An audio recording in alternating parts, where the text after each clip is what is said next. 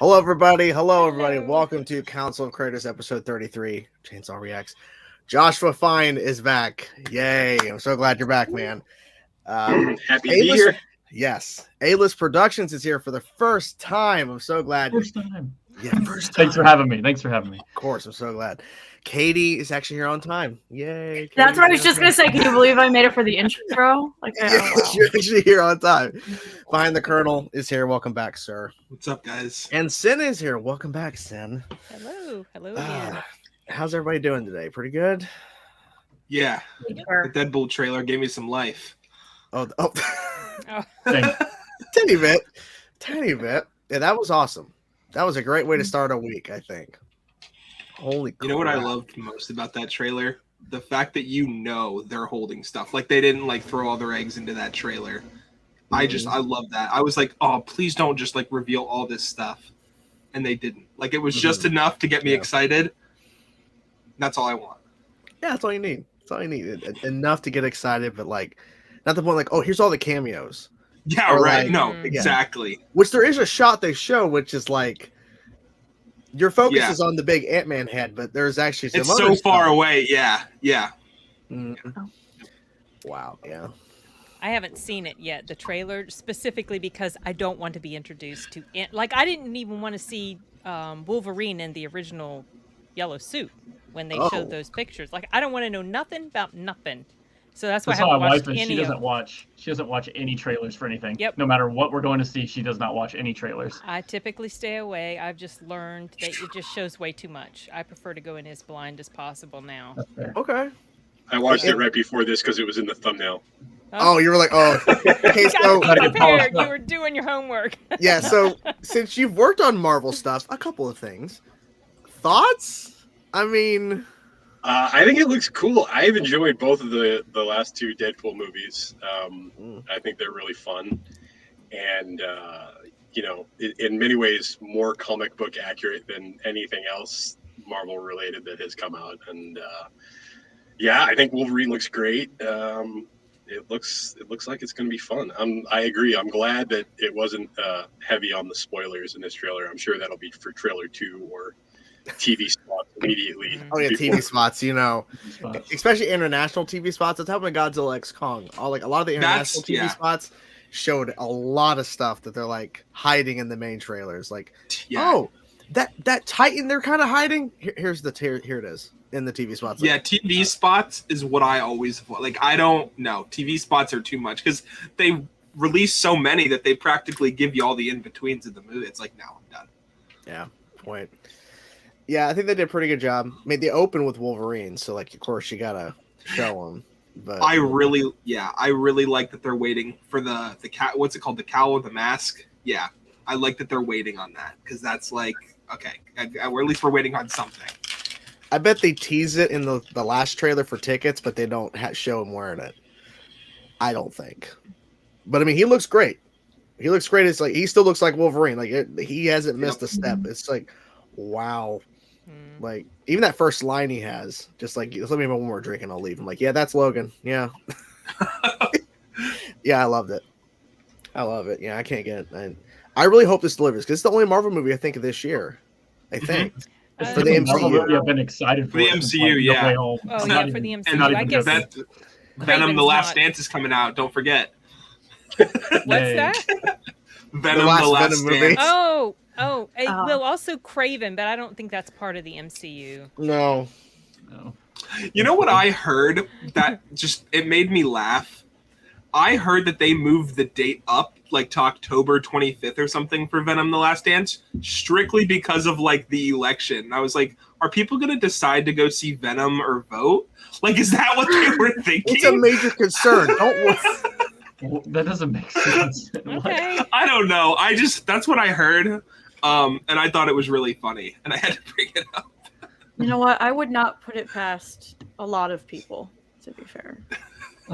To go, do I vote for the future of this country, or do I go to Venom 3? Because there might be a chance we get, even though he's dead, he can come back wearing another wig again as Carnage. Woody Harrelson. He might be back with another weird wig. Wearing another wig. Yeah. I would love if they just made every symbiote Woody Harrelson with a different color wig. There's a clown wig at one point. On the Hugh Jackman, Lex Luthor wigs. Yeah, No, exactly. That's a good idea. So, Josh, when you pitch Avengers Earth's Mightiest Heroes Return, get Carnage and get Woody Harrelson to do that. I think that'd be perfect. I think you just... I think the record already shows how much I love Carnage and would love to do any Carnage story. I mean, yeah, of course. If we had access to Spider-Man during my time, we did at the very, very end because that's obviously how he made it into Avengers. But yeah, that was... They get Venom in there, then you do Carnage, and who cares? It's Avengers, but we'll do Spider-Man stuff. Who cares? It's fine. But you do Josh Keaton. Nothing against Drake Bell, but you get Josh Keaton. I mean, you know. Yeah, you don't. I still think about that, you know. Well, and now with X-Men 97, speaking of that, I mean, that could potentially... I haven't watched any 97 yet, and I knew it was going to come up tonight too. But okay, well, no spoilers, but you have the whole run before I dive in. Oh, gotcha. That's exactly what I'm doing. Because I know from what I've been hearing, once I start, I'm not gonna just want to be like, oh, wait a week. I can't do it. Yeah. So it's they didn't brutal. dump them all, huh? They so I saw the first 3 through a screener, and then I thought once it came out, it was just going to be a full episode dump. So I guess not, huh? No, I it's haven't week seen by it. week. They dropped the the okay. first 2 episodes on Disney Plus, and then it's been week to week, 1 episode. Oh, wow. Okay. Speaking of week by week releases, has anyone been keeping up with the Bad Batch? Star Wars, no. Yeah. No. The series finale of the Bad Batch comes out next Wednesday, and I am very excited. And I'm also kind of like sad because I love that show.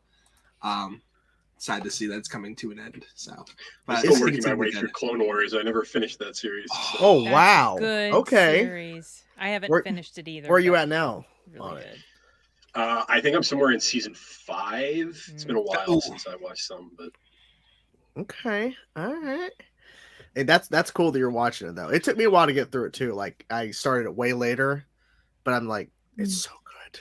what happened was I started watching The Mandalorian, and then Mandalorian hits like a spot where it makes it clear that if you haven't watched every Star Wars thing ever, you're going to miss all of the Easter eggs and references. I'm like, all right, I guess I will set to watching every Star Wars thing ever then.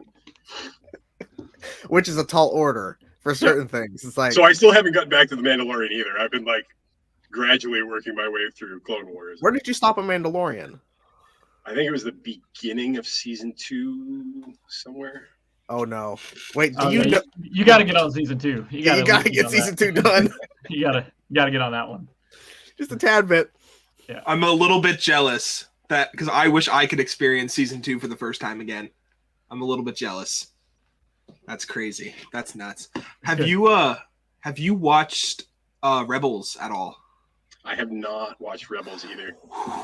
Next on the list You're after. in for a treat after that. Yeah. I love Star Wars Rebels. There's so much stuff. There's so much Star Wars. And then when you finish Rebels, you can go to Ahsoka.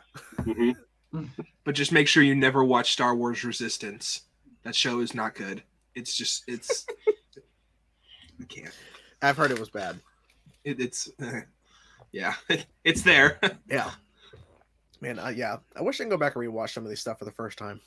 That'd be so awesome to I'm watch. not that enthusiastic about anything revolving around the sequel trilogy anyway. So. Oh, okay. I'll tell you what, though, I am excited for the Acolyte coming out. Yeah, looks good. that trailer does look. Yeah, the trailer looks great. Yeah, and the new Tales of the Empire. They're calling it. Uh-huh. Yeah, that Which looks that's good. coming out right No. after the end of Bad Batch. It's like, Yeah, like I think like the following week. Yeah. yeah. Yeah. I think all episodes or something. I think they're dropping all episodes. Which that's smart because then you could do Tales of the Jedi season 2, and it doesn't tie into this because that's Tales of the Empire. It's a separate thing, and then Tales of the Sith. They could do that. Ooh, there's a lot of possibilities with that. So I'm guessing you're watching all this on Disney Plus, Josh. I'm guessing all this stuff. Yes. Yep. Okay, I got a good show to recommend. All right, you ready? It's called Wolverine and the X-Men. I don't know if you've ever heard of it, but I think it'd be a great show for you to watch. It's got some cool stuff in it. I heard it was only one season and it ended on a cliffhanger, though. Like, who wants to live with that? Well, fair point. Okay, what about a show with 2 seasons? Avengers Earth's Mightiest Heroes. Great show. Wraps up ish. You know, there's still left up in the air. 2 seasons though. You get 2. Yeah, that one's probably not bad. Okay, yeah. Oh, Jesus Christ, scared the crap out of me. Well, he's finally here, Lance. Welcome in, sir. Let's finish 97. Oh, well, you don't talk about it because there's some people who haven't seen it. Oh, I'm not. Yeah, no spoilers there, buddy. What's up, Lance? What's up? How you Just doing? hanging. We're here. We're hanging out. We were talking about Deadpool, and then we were talking Star Wars because Josh here is watching Clone Wars for the first time. So I've never seen any of that either. So yeah. are you just not cool or something? Or Don't. Wow. Don't judge me, okay? I wasn't raised on Star Wars. Like my people aren't like major Star Wars fans. Like I Okay. caught some of the I'm up on some of the newer stuff only because of like the games, like The Last Jedi and all of that stuff. Like the stuff with Cameron Monaghan in it. I'm up on that Jedi stuff. Survivor. Gotcha. Yeah. So I'm up on that stuff, but not the Clone Wars and all of that stuff. Yeah. I'll gotta try get to on watch it one day. I'll try to watch it one day when there's like nothing on. Well, there's not. What's on right now? You could get on it. Come on. I'm currently, thanks to Tosh, I'm currently like stuck watching Chicago PD. Oh god. It's so Okay. good. It's so good. Like Is it I though? I like procedural dramas. Don't judge me. Some Well- people really go for that. Well, my wife is now currently binging through season 1 of The Rookie. So there's that. The Rookie is goated. So yeah, I understand. You should join her. No, I'm okay. I don't need to watch. I'm fine. Just let me play my Fortnite. That's all I need. I don't need none of Let me this. play my Fortnite. Yeah, because Oh my I've been God. playing through Fortnite. Fortnite. What's wrong with that? You're That's a Fortnite. lie, That's all. man. All right. All right. Yeah. All right. Yeah. I respect wrong it. with I What's respect wrong it. with that? Nothing at all. Exactly. Hey, collab universe over there, right? I'm We're just having a good time. because supposedly Metallica's coming to Fortnite, so I'm waiting for that shit. Yeah, Ooh. How is that gonna work? I in the- think Fortnite Festival. what's Sounds more like a rock entertaining. What's more? Oh, that's right. They have like the Guitar Hero Fortnite. Yeah, yeah. That's what it's all about. I think Fortnite is so much more entertaining. Like with the he froze. Oh no. Oh, I'm good. I'm here. Oh, okay. Okay. With the news that like all the collabs, like I just get excited like when I'm like, oh, Fortnite's collaborating with like I don't know, like Sour Patch Kids. Like that's gonna Biggest be like, multiverse that exists out of any fandom is Fortnite. Literally. Fortnite's collaborating with Star Wars again. There's no bigger multiverse out of any fandom than Fortnite's. Yeah, and then Epic Games is collaborating with Disney on like some new IP. Yeah. Yeah, Disney put like $1 billion into Epic Games for whatever this is. they're gonna make a Disney Infinity 4.0 and add Fortnite characters. Remember when Disney Infinity was like hot? Like I was. Oh, I do, because I was one of those kids that bought every single character. The fact is, I bought that, but I was like 20 something. So I was like, I was in games. I'm like, let me get that one. And they're all looking at me like, okay. It was, it was weird. It was that. They It was judging that. you. Yeah, I was. It was some heavy judgment. I didn't care though. It was that and what was it called? Oh, Lego Dimensions. I was really into Yeah. when it came out. That was cool because I love Lego. And I was like, oh, I can like build Legos and play a game with it. Sign me up. Well, now you can do Lego stuff in Fortnite. Oh yeah, I forgot Hey. about that. What? They got Yeah. Lego stuff. You got rocket racing kind of deal. Yeah. I want to. Do I you want to think, take the Fortnite seriously, but I just can't. Do you think that Fortnite is gonna do something with like Deadpool and Wolverine? Yes. They Yeah. should if They they're will. if they're smart. will. They've already had Put Deadpool Hugh- and put and Hugh Wolverine, Jackman- and they're gonna do another. Put Hugh Jackman in the suit with the cowl on in the game, and They I'll probably start will. playing Fortnite. Then you'll start There you go. playing. You heard That's it when here you'll start first. So playing. when it happens, Hey, honestly, I reference tried to play Fortnite, and as soon as I got in, I died, and I just kept dying. I was so confused. I did not Skill know issue. what to do. No, Skill issue. when it You just suck at the game. when it Get comes good. to gaming, That was my I'm experience. only I played a grand total of 3 minutes of Fortnite. I think I landed for the first time, died immediately, and I was like, I think I'm done with this. See, we're the same. We're the same. That's what happened. Only with me, too. games, only games I play are like it's got to be like a fighting, like a melee game, action adventure, like Uncharted, something like that. I suck at Call of Duty. Any just like Online game, multiplayer game. like I just suck. I suck at it. I don't know why. Lance one of those gamers. He's like, just give me a quiet little story, and I don't need no violence or anything. Just something a little nice and fun. Uncharted. Hey, I Fortnite don't creative. get it. You can play anything now. with some of Yeah. these creative maps. Anything. Yeah, you can Yeah, build I a treehouse in Fortnite.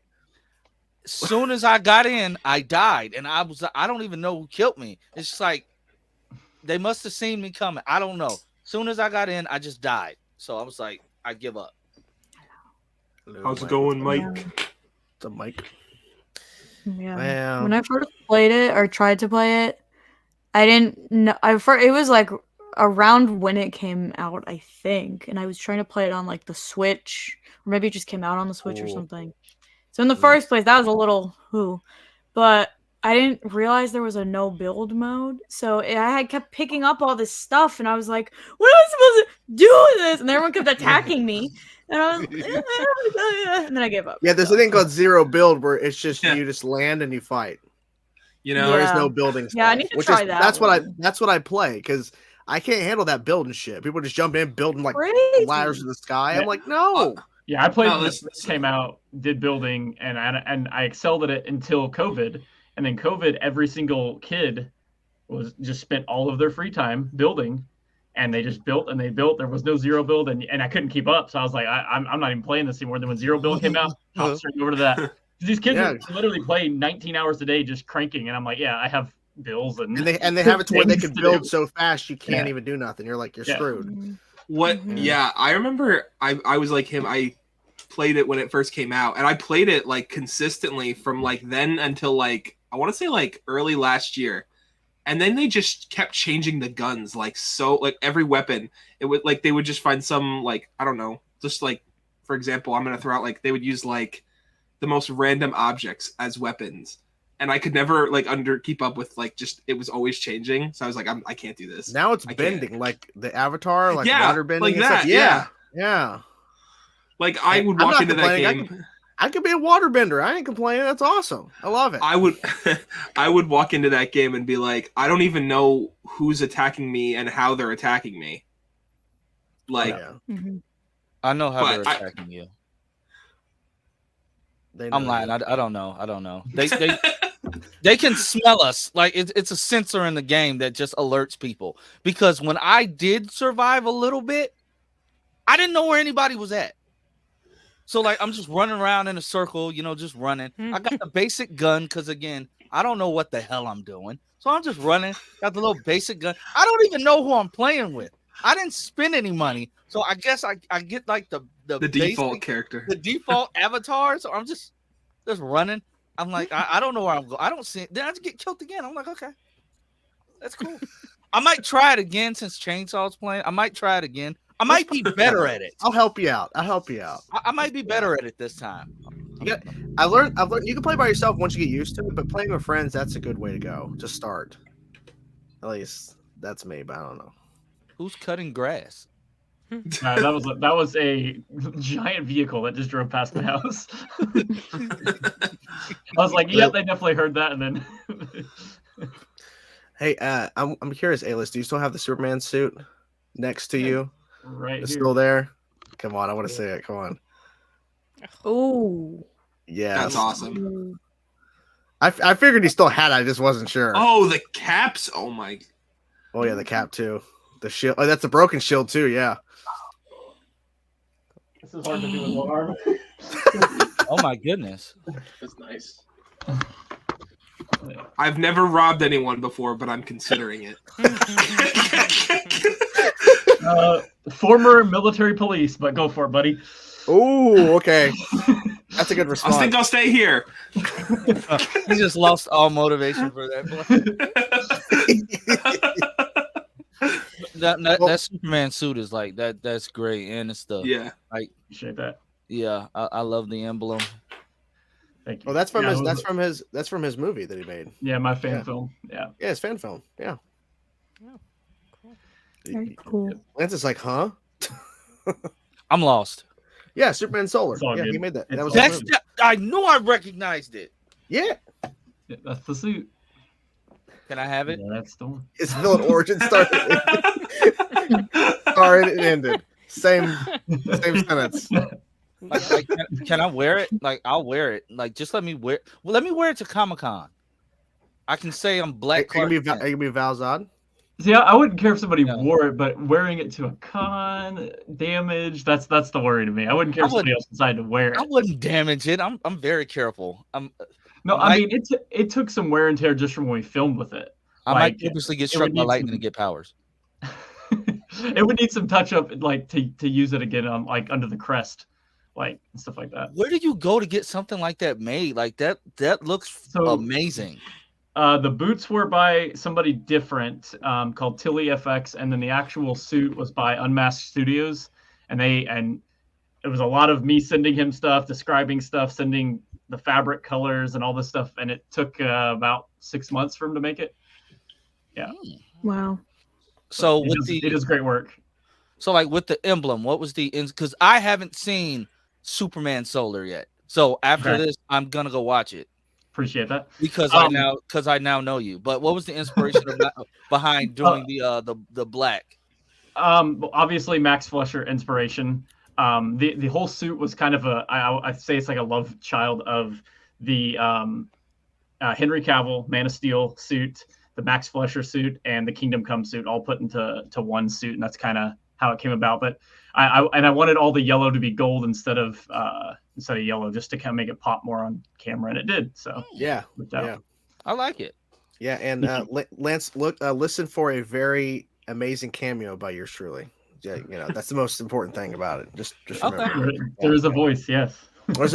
There's a voice. Yeah, I try to be the voice of Paul Kent or something, but no, he's like, no, you can't do none of that. I'm like, Chainsaw almost became Lex Luthor. oh, can you imagine? I would go bald if I play Lex. Oh, Yeah, I'll be Lex. Would you pull a Michael Cutlets and keep the beard though? Yeah, I would. If he's like, if he's like, hey man, could you play Lex Luthor but keep the beard? Yeah. I mean, I think that look works for Lex. Yeah. Yeah, I like it. and then Yeah. you got the whole like Lex and like Superman and Lois does the whole like gives you like the death metal vibes, and you love Metallica. It works out. It's right there. Yeah, and then we get some cover of Metallica to play when Lex Luthor comes on screen. Yeah. Will you be wearing a suit or a lab coat though? Or will you be like Michael Cutlets and just wear a black T-shirt for majority of your appearance? Yeah, I'll just do that shit. Yeah. Okay. I'm badass Lex, just walk in the frame, punch the man in the face. You Why walk not? all the way. You walk all the way from prison in a tornado. Yeah. No. The beat is every time he cuts to Lex, he's just walking, and that's the whole bit. He never interacts with anybody. He's just walking randomly in places. It cuts him. He's walking underwater. Who cares? Doesn't matter. Doesn't make sense. But Lex is just walking. That's all he's doing. So you have the whole story. Have Lex, but he's not doing anything. That'd be the bit. I think it'd be good. That would be hilarious. That would sell tickets, I think. It's in Clark's just like the whole. What is Lex up to? He hasn't come to bother Yeah, me. and then he's nowhere. Just Oh walking. my god! He's just He's walking. doing Where is He's he? doing a Forrest Gump across the Mhm. country. That'd be funny. I'd pay for that. I mean, why not? Or that could be Superman psychological film. Yeah, but he's constantly like questioning how's Lex messing with me? Where's he at? And he's just walking. mhm. Or better yet, you cut to Lex doing random shit like he's at McDonald's in a drive-through. He's not doing anything. He's just in a drive-through. Mhm. He's at Walmart checking out, and he's trying to scan at the self-checkout, but it ain't working right. Yeah, He's Billionaire trying to going buy Walmart. kryptonite. Like he's not gonna do anything. He's just trying to buy it. he's at Walmart going to customer service. You sell kryptonite here? Huh? Kryptonite? Hold on, let me find a photo. Hold on a second. He's pulling out his You had it phone. in stock online. Yeah, I saw You it. Like, you guys had it here in store. In stock. It goes to Sam's Club. Do you have kryptonite in bulk? I'm trying to look. I don't see it on the shelf anywhere. You just see Clark just like on the top of a building listening, like he's at Home Depot. What is he up to? He's looking for kryptonite in the Home Depot. They don't have that here either. Damn it. He's getting so mad he can't find kryptonite somewhere. He's getting so mad. Superman's just running up to random villains talking about some. I know you're working with Lex. It's like, no, we're not. Like, I know you're lying, and then they have no idea what Lex is doing because they haven't talked to him. Lex is busy just trying to buy shit that he can't find. Mercy Graves is just out drinking coffee at a Starbucks or something, and Superman just blows through the roof. She's just like, I know what you're doing, and she's like, I haven't done anything bad in at least a month. Lex went off the grid. He's been trying to buy kryptonite in places that don't have it. He's at GameStop. Okay, can I trade in some games for some kryptonite? No, we give you store credit. What's your trade value per kryptonite?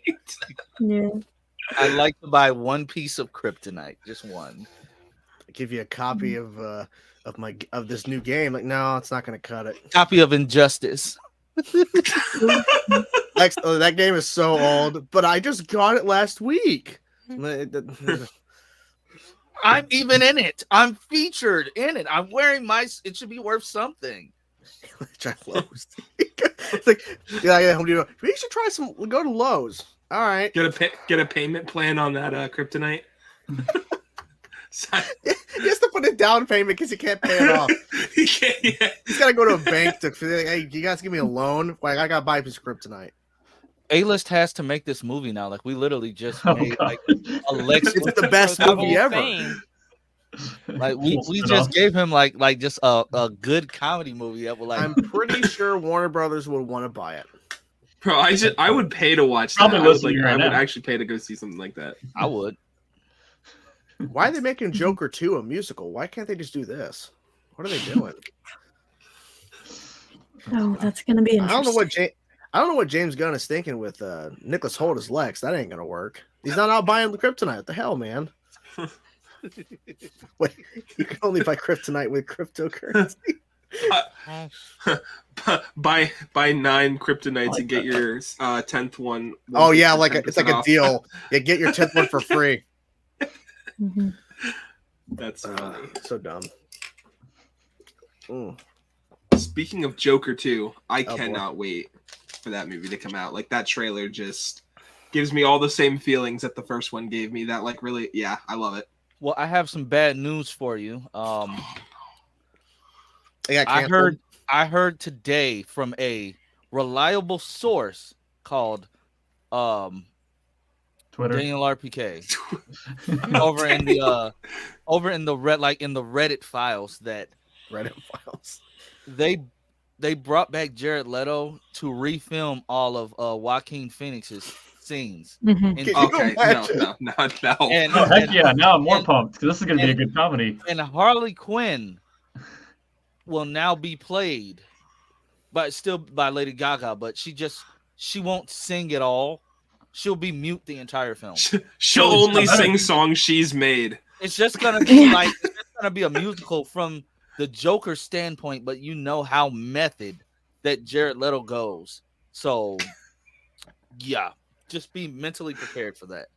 I'm just saying. I don't think anybody's prepared for that. Just saying what he will have the grill, he will have the tattoos. Yeah, I can't. You know what's really funny? I can't remember who I was talking to. And I had mentioned, Joker 2. I'm like, did you hear Joker 2's coming out? And they're like, oh, you mean like the one from Suicide Squad? He's getting a sequel?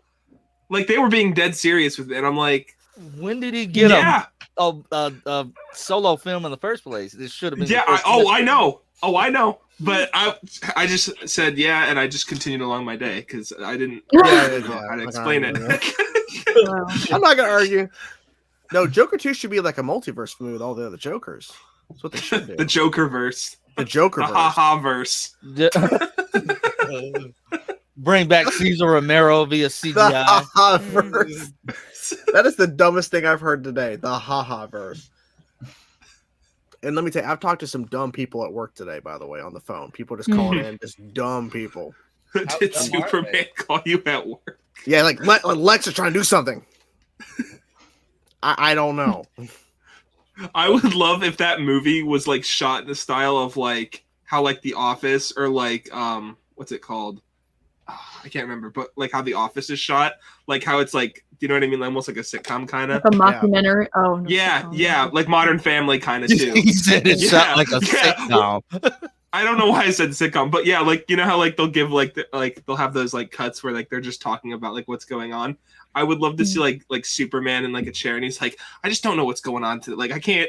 Like, I would love that so much. They did an episode of Arrow like that, but just imagine if they did an episode of Superman and Lois like that. No, like, you gotta watch the like, Legends one, dude. The Legends one is top tier. Oh yeah. Man. Oh, the Legends one is hilarious. The Legends So one good. is like hilarious. Once so again, glad I asking didn't know Jordan that. to finish Legends because oh, my Never gosh. happening. No. It's so sad. I only Season watch- 7 is like it's I only incredible. watch good shows. No, I Chainsaw. Like I wrote off Legends halfway, but like it was hilarious towards the end. Like it just they just embraced the fact that they were the lovable idiots of the Arrowverse. And I will say they're the only ones that handled COVID filming well. Yeah. Like you couldn't tell that they were filming in a pandemic. Like you could tell that they broke them off for like, for those reasons, but it wasn't like Yeah. you haven't watched The Boys? You haven't watched The Boys? It's boycotted. Yeah, I have not seen it. It's boycott. Boycotted. You have to watch boycotted it. You have to watch The Boys. Why? No. And bro, Why? it's so good. And Gen V was pretty good too. Oh, I haven't Gen V watched was Gen great. V yet, but I have But to Gen watch V I was it. great. boycotted it because they were blocking my reactions left, right, back in season 1. I was tired of fucking fighting them, so I'm like, fuck Well, you, I'm done. You don't have to watch it like. Yeah, you can still watch it. No. I just have no desire. After, like, Angry. Deal with it. no, because like all these other channels were uploading the reactions, and mine were getting just blocked and removed left and right. Like, what's the point? So I got so Can I mad at give the you show. the I'm like, Enjoy desire? the content. Can I give you the desire back? Here. nope, there's no desire. No, I don't care. Oh. I'm ready for that show to be done. So I'm tired of hearing. Now you people can't talk about gripe at him for not watching Star Wars. That's all I'm saying. He's off I the thought hook this was now. it. He's off the hook. No, I discuss with people. It's fine. At the end of the day, if you don't want to watch something, that's up to you. It's whatever. No matter. It's okay. Mhm. I don't want to watch Yeah, Superman Legacy. Well, I'm lying. that's a. I'm lying. That's a I'm lying. I would love if they just made Superman Legacy what we pitch now. Like we think it's gonna be this great. Oh yeah, Superman's action constantly like, adventure what's movie. Lex doing? And he's not doing anything. He's just Nicholas Holt's just walking around like. yeah. There's no scheming or anything. He's just you're being a normal guy. He's just, just- instead of attacking Superman, he's just posting on Twitter talking shit about him all the time. Tweeting at him. Fuck this guy. He's in his DMs. Honestly, Yeah. honestly, is it bad that I still want? I know it'll never happen, like ever, but I still want to see. I want to see Michael Cudlitz's Lex Luthor and John Cryer's meet, because I just want them to like. Michael Cudlitz's Lex Luthor is more like brute force, and like he'll just treat the shit out of you just for the fun of it, because he's not a genius, Treat. but he's not dumb, and he's like swole. But John Cryer is like a maniacal genius who has the best quips ever. So to just see the two of them like just going at it would be I'd pay good money just to see them, like those two sit down and talk about their lives and what went wrong. be Like entertaining. John Cryer's Lex would probably eat Michael Cudlitz alive, and then Michael Cudlitz's Lex will like pick up John Cryer's and like say, "You're my Throw chair him. now," and just like You're my chair. Yeah, you're right. Is that what people do to chairs? They just throw them. That's what he Yeah. does. Why that's what not? he did. That's what he did in Yeah. prison. Yeah. Like I'd pay good money to see that. Like, and another one, Tobias Whale and Arrowverse Lex Luthor meeting.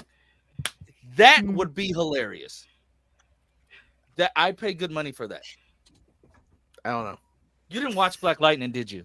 I seen a little bit of it. Yeah, A little bit of it. yeah. One season. I mean, it's out of 4 seasons. That's one. So yeah. I would have taken you watching 1 through 3 because 4 was like unnecessarily crap. But you just won. You gave up before it got to the good part. all you have to do is just find a sizzle reel Just of a roast all of session all with of James just A all sizzle reel. the messed up things Tobias Will has ever said. He called Jefferson's Family the chocolate covered Incredibles.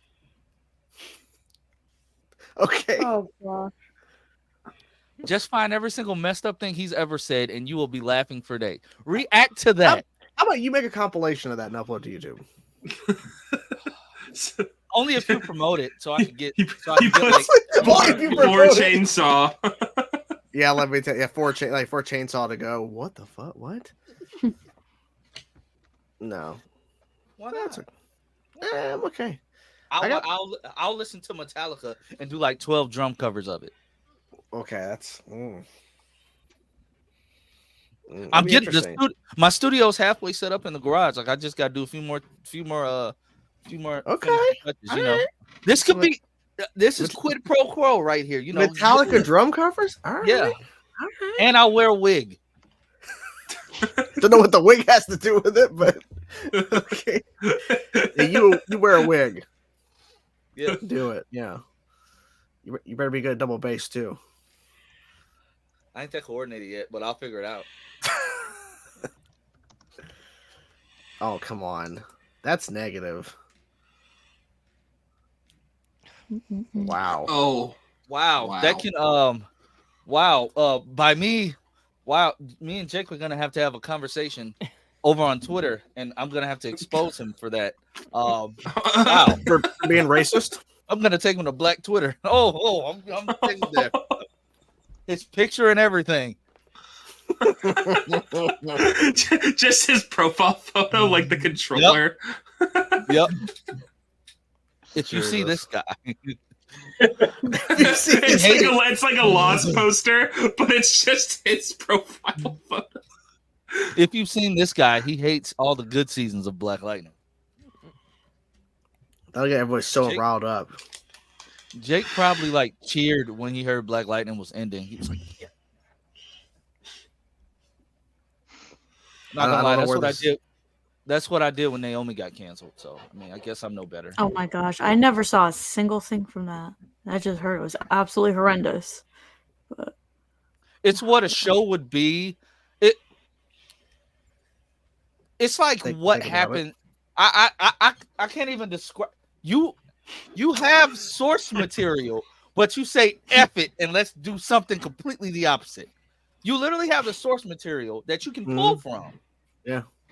But you just that's why I'm glad they never got like the Wonder Girl TV show that they were talking about, because they were like, this is gonna be, we're gonna make the origin story for the character that's in the comic. I always thought that was a dumb idea. Well, speaking of everything about source material, like Josh, I have a bone to pick with you. You didn't stick with any source material at all with Avengers. I'm just frustrated. You didn't do nothing right. I don't know what you were doing over there making that show.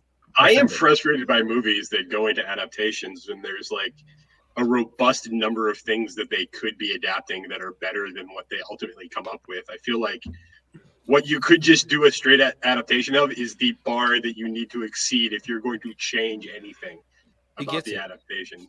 Like Madam Web.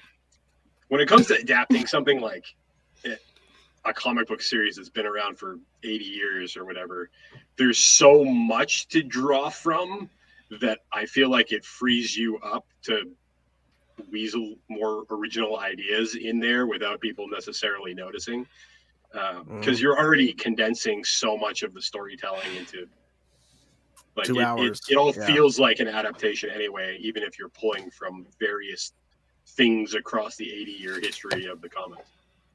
Well, that's why I think Marvel was succeeding in some instances, like, Winter Soldier. Like, that felt great because they were doing their own stuff, but also really pulling some of the adaptation. But then you look at some other stuff and go, like the Eternals? The Eternals, yeah. Or Inhumans? That's a whole separate issue. I don't want to talk about season 1. Want to watch Inhumans? Go watch Agents of S.H.I.E.L.D. That's what I say. Or Spider-Man 3. Well, fair point. Or Morbius. Well, that's a 10 out of 10. Jared Leto. Talking about. or again, Madam Web, or as I call it, Madam Ass. That movie was ass. Madam, wait, what it was? Yeah, it was. That's a fair point. I gotta watch that.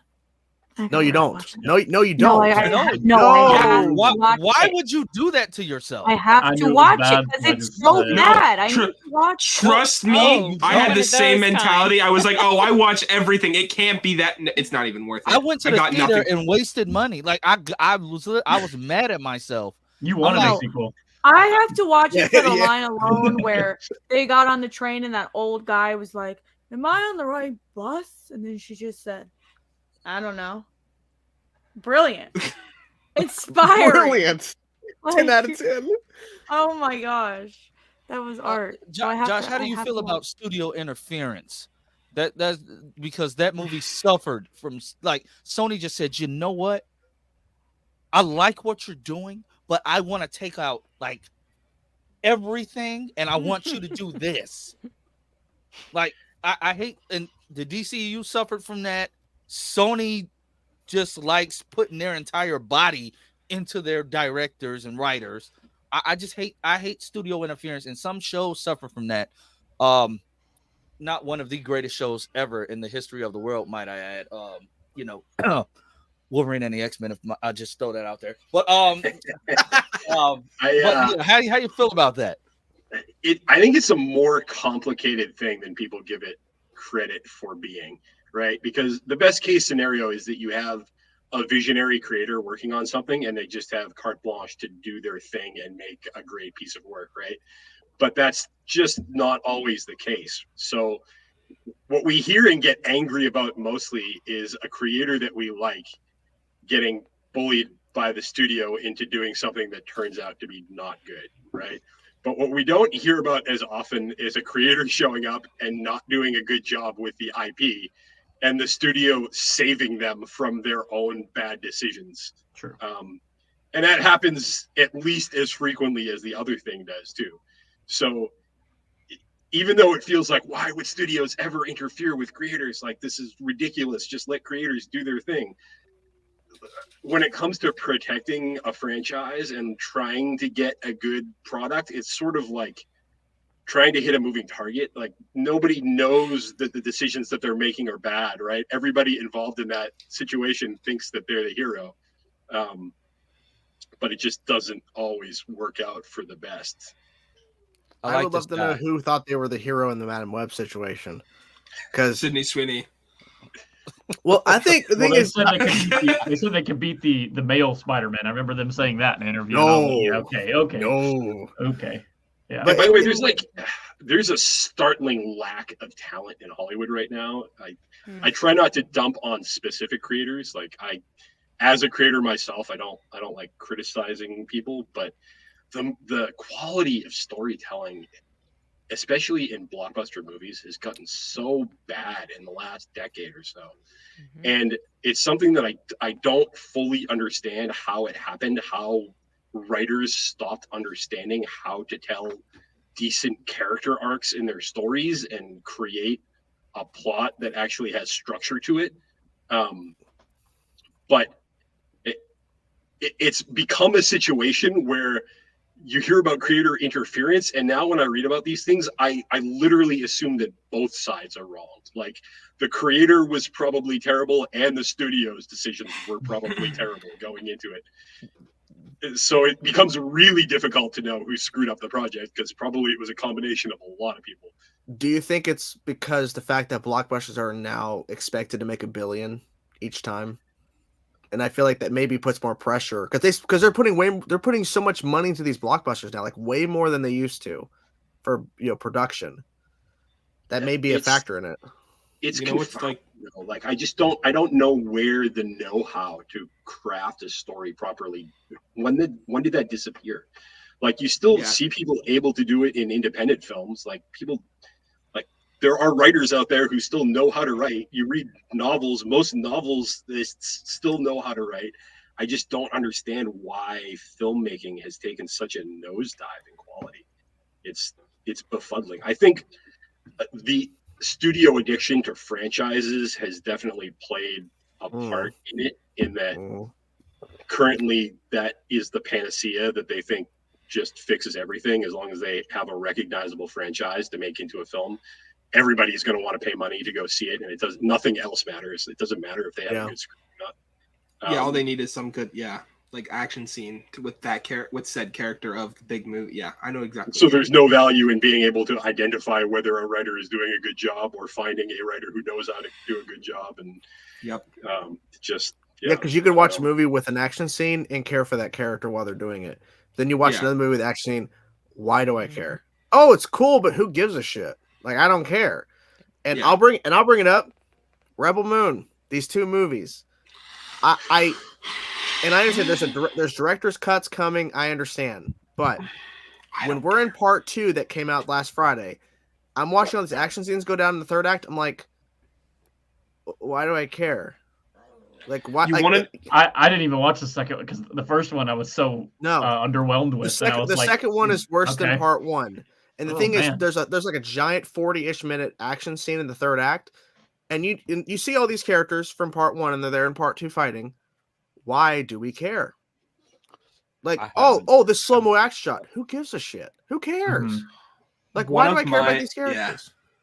One of my favorite examples of like doing an action scene that makes me care not only about the characters, but like just watching it. Like, I get excited before like the action happens. Is the Kingsman series and the way that they move the camera, like with the different punches and stuff. I love Kingsman so much and the way that they do that stuff. You just if you write good characters, people will care about any conflicts they get into. If they're written well, care about. Like specifically that one where Harry, like, they lock him in the bar and he, like, that whole thing that I watched that so many times. Yeah, definitely. So many times. Well, to your point, the first Kingsman but Kingsman 2, but Kingsman 1, Kingsman was great, and you cared about those characters, and you really were invested. That's I wanted to be a Kingsman. You are, though. I wanted to Thanks. But I think that's why when I went to go see, another great example, Dune Part 2. I mean, it has action in it, but not like, it's it's about the stakes and all this. The stakes don't need to be like, world ending, just as long as they're, important to the character. And that's galaxy spreading, but still, like, right. You care. Yeah, it makes right. Exactly. And like when I went to go see Dune 2, I think like the second time, I was just like, big money.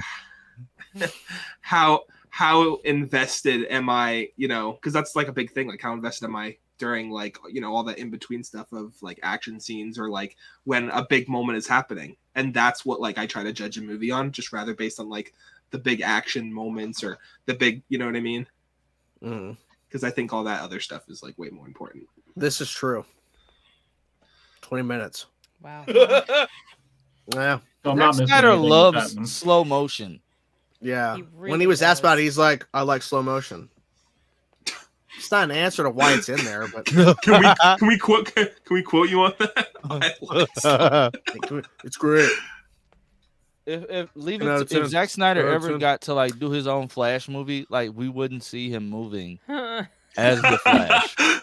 It'd be slow motion shots of Ezra Miller's feet for the entire time.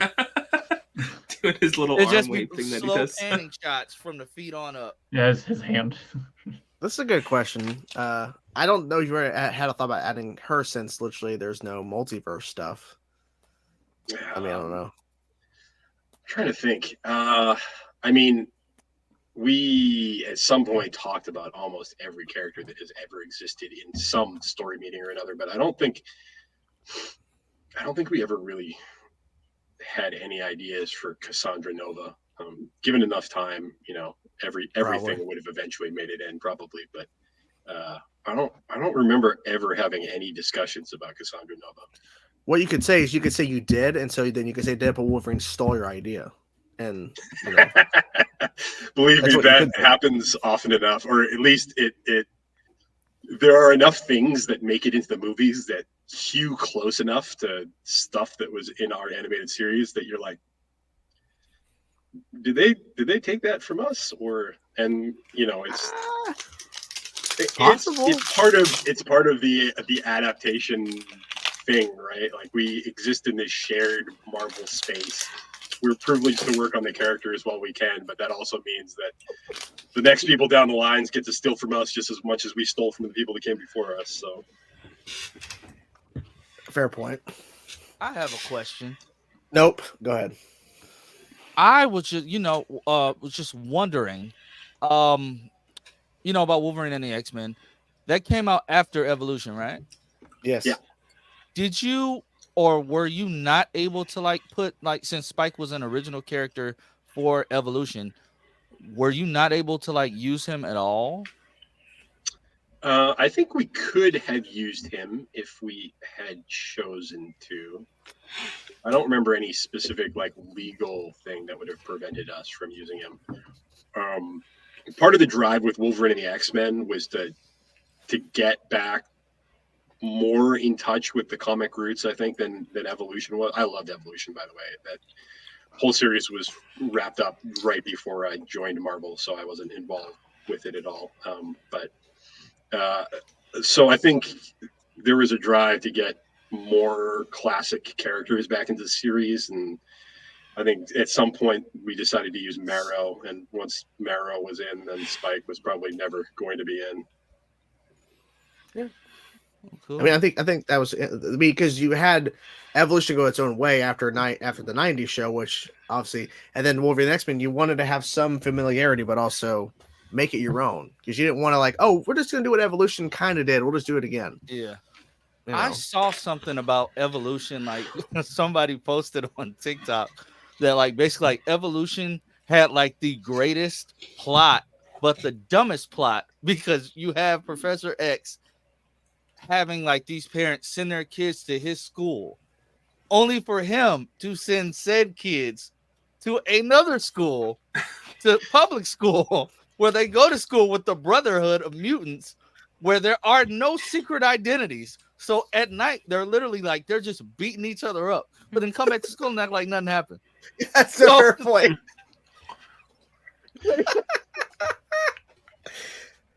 I think you broke the show. You just broke the whole point of the show.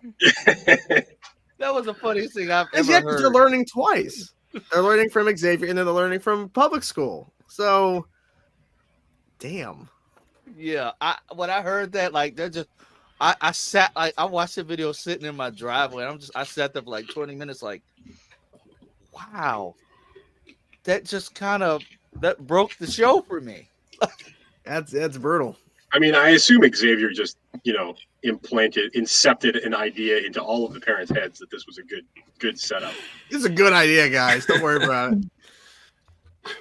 I'm not gonna lie though, the way you handle Wolverine, I forgot how good that show was until I'm just on Disney Plus. I'm you know what? I've done watched all those movies again. Let me dive back into this show. Chainsaw knows, I sang this show's praises for a week straight. Yeah, he was talking about. I'm oh, then you might want to come on the 24th, because there's a guy who worked on that show is going to be on. It's just what got me right back hooked was the way when Wolverine was going to recruit everybody, and how he just busted into Bobby's house and was like, "Come on, kid, let's go." And Bobby's like, "Okay, yeah." That's how you do it. That's how it needs to be done in live action. Could you redo the show and just have it overreact? Yeah, let's do it. Yeah. No, Like that. no, Yeah. no. That does do not. that. That does not transfer. He was like a very kid. well. He was like a kid in a candy store. Wolverine came, and his parents were just like, "Oh my god, it's a big hairy white guy who just kicked our doors in." I wish they would have said like that. There's a big hairy white guy out there. Yeah, it's interesting. They say that the most expedient way to destroy your fandom of something is to go and work on it, right? Because you see all the flaws in it as you're working on it, and you never really get to enjoy it the way that a fan does, even if you love working on it. But enough time has passed since all of those shows came out now that if I ever go back and watch stuff, I have forgotten enough that it's almost like watching it as an audience member now, instead of having conversation and discussion and story point that we noodled over for hours and hours. Well, I mean, it's good that you can enjoy it now, like we can. Yeah.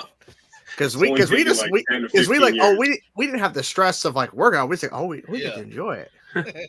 Yeah, which I did quite a bit. Which was, and then you reached out. I'm like, holy crap! Like you worked on this show? What? And then you reached out. I'm like, oh my god, this is so cool. I think it was just the anniversary, right, of the 10th anniversary of Avengers. I think it was. Yeah, Yep. the 10-year anniversary. He did Earth's Mightiest Heroes, right? Oh yeah, he was more involved in that show. Yeah. I remember like when that show like premiered, because didn't like premiere like kind of coinciding with the first movie. It was a little before the first movie. Yeah. We tried to remember- build hype for the movie. Dude, You built it like the way that show handled T'Challa. I said, Yeah, that you do. the Black Panther micro episode at the very beginning is still one of my favorite, just little 5 minutes or so of storytelling. Like The death of T'Chaka and everything.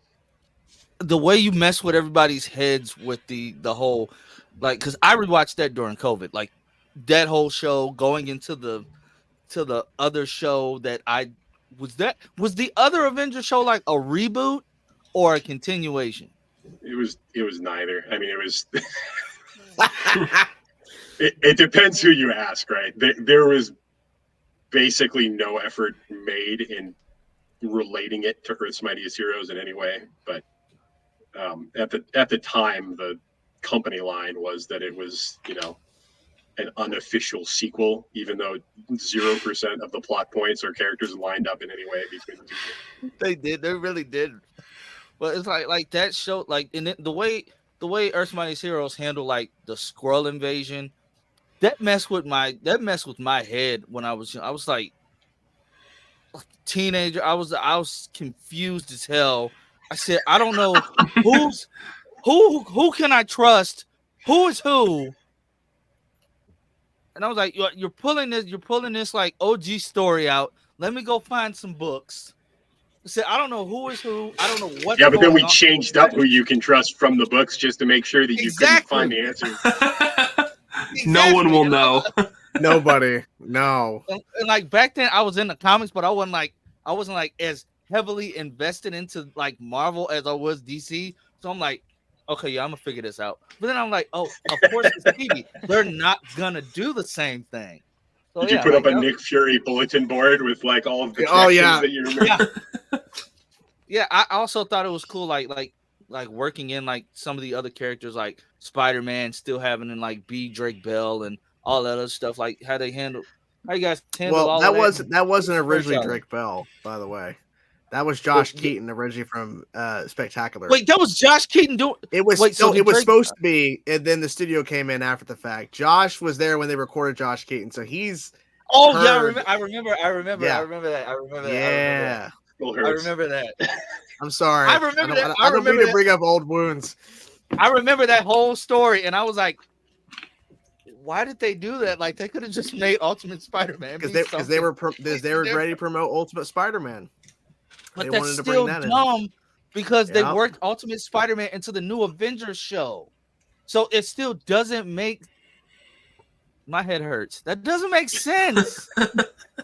That never made sense. And then like they tried to work like the new Avengers show that came out after Earth's Mightiest Heroes, like they went into like their final season, which was like completely different, but then somehow worked that into like the other Spider-Man cartoon that came out after Ultimate Spider-Man. I'm like, how are you guys just looping everything into each other, but not really being connected? Who cares? You know? Who cares about just say that it connects and don't ask questions. Yeah, don't ask questions. You're doing the opposite. You're asking questions. Don't do that. I ask questions because it pissed me. I'm like, okay, so we just saw this team of Avengers working with Ultimate Peter Parker, and now the same team of Avengers is working somehow with this other Peter Parker that I don't know. Multiverse. And then, Multiverse. And then that show just loved to venomize everybody too. So don't know. I don't know. We need Josh back on Marvel television. All right, I'll say. Yeah, it. Josh, get on it. Go pitch something. Yeah, I'll see what I can do. I wouldn't be surprised. It was you that dropped the you left a note for them that said, "Hey, people want to see Hugh Jackman in a Wolverine costume. Make it happen, Kevin." It was you, wasn't it? He personally with the Hey, just to let you know. That was not me. Although I will say that I made a push the entire time I was there for the more colorful comic book style costumes, as opposed to like the movies for a while. I mean, if you reach all the way back to the first two X-Men films, which are still very good movies, like they hewed in a very real. They were like allergic to color, right? They had the black leather going on, and even when you get to like the First Class era, there was blue and yellow, but they were pretty subdued. And I don't know. I always felt the entire time I was there that we were hopefully trending in the direction of getting some more vibrant superhero-y feeling looks for the heroes. Don't get me started. It's only now it's just becoming true. Don't get me started on the First Class era. We talked about that on my stream, how like we did First Class, then you did Days of Future Past, then you get to Age of Apocalypse, and they end that movie perfectly. You get like the best X-Men costumes that we have ever had. They get you hype, even though the movie was not that good. They get you hype, and then you get to Dark Phoenix, and it's just like, where did the costumes go? Like that. Can we now talk about Dark Phoenix? You mean I literally fell asleep in the theater. I have never done that before, and I love Jean Grey. Like, okay, like that's like my role. But I was just so bored. I think I fell asleep for like 20 minutes, and I had no clue what was going on when I woke. That's what I did in Fan Forced it. You know, it's funny. I was watching the X-Men movies with my one friend, and I showed him. You only have Dark one Phoenix. Friend? Yeah, only one. Only one. Only one. And when I showed him Dark Phoenix, he actually asked me. He's like, was this made by the same company? Because like he didn't think that he didn't believe, like he thought it was like a fan film. I'm like, it's the same cast, but yeah, no, I think it was his choice. Kevin Feige kept trying to drop dimes, which is why they got tired of being on the set. He said he would just leave comic books lying around. Yeah. I would pay money for somebody to have gotten a video of that. He said, if you're not going to put him in a mask, at least make his hair look like Wolverine. I'm like, I mean, that's factual, but in live action, with as much hair as Hugh had, like in the first movie, it looked dumb how they like tucked it and like curled it to make it stick back. Like how they have it in like Deadpool and Wolverine is perfect, like because it's cut. But it's like you guys back in the day, like what you do, stick a curling iron in it and just like press it till it stays that way.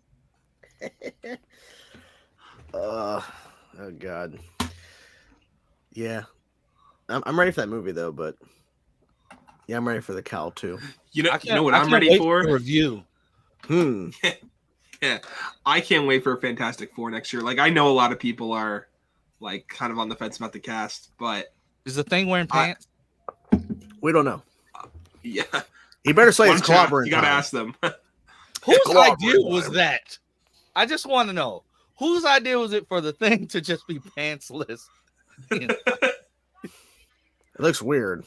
Shane, so the last shot of the movie will be Thing about to say it's clobbering time, but only get as far as it's, and then it cuts, and then they won't say it for another 3 movies. No, it'll be like it's and then it cuts. For the title, it's and he said, and they just finish it in the end credit scene.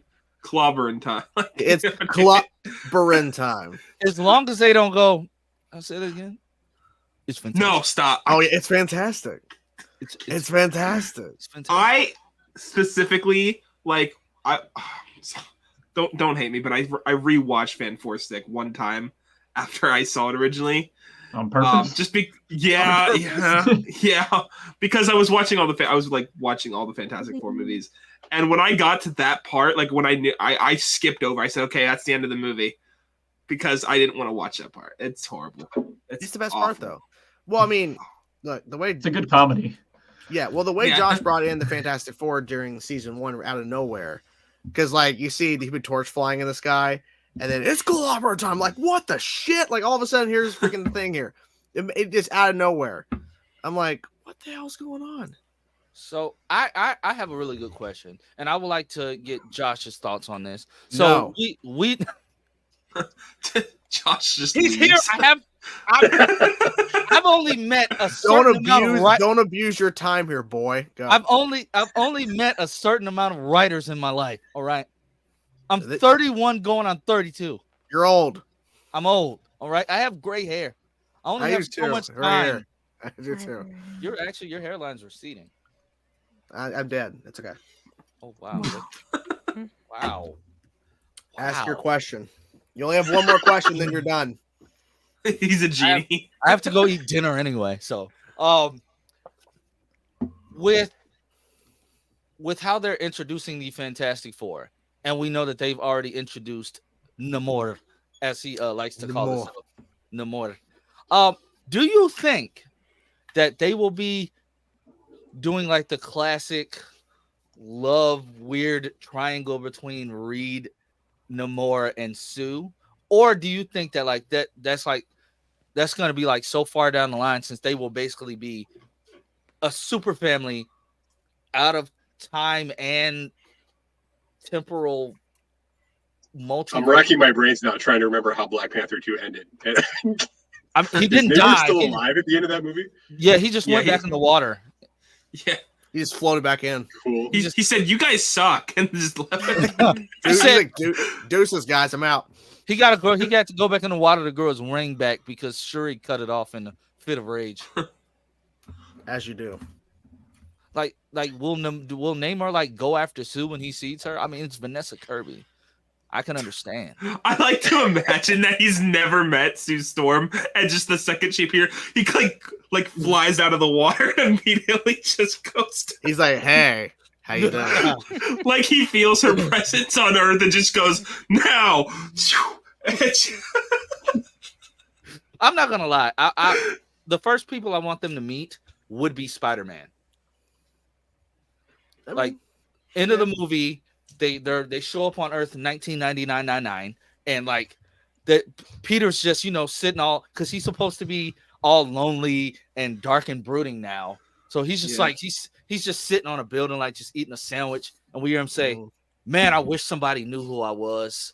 And then it's just like the Fantastic Four, and he's just like he pulls off the mask, but he's wearing the bag man, like the bag over his head, and he's just like he pulls out, he just says, "Who the hell are you guys?" And then the movie ends like he's emo.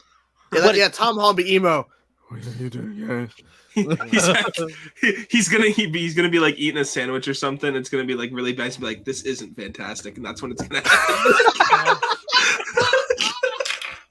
Oh, No. I want it to be to where Spider-Man's like, what's J. Jonah Jameson doing? And J. Jonah's not doing anything. He's not trying to go after him or anything. He's just chilling at home watching TV.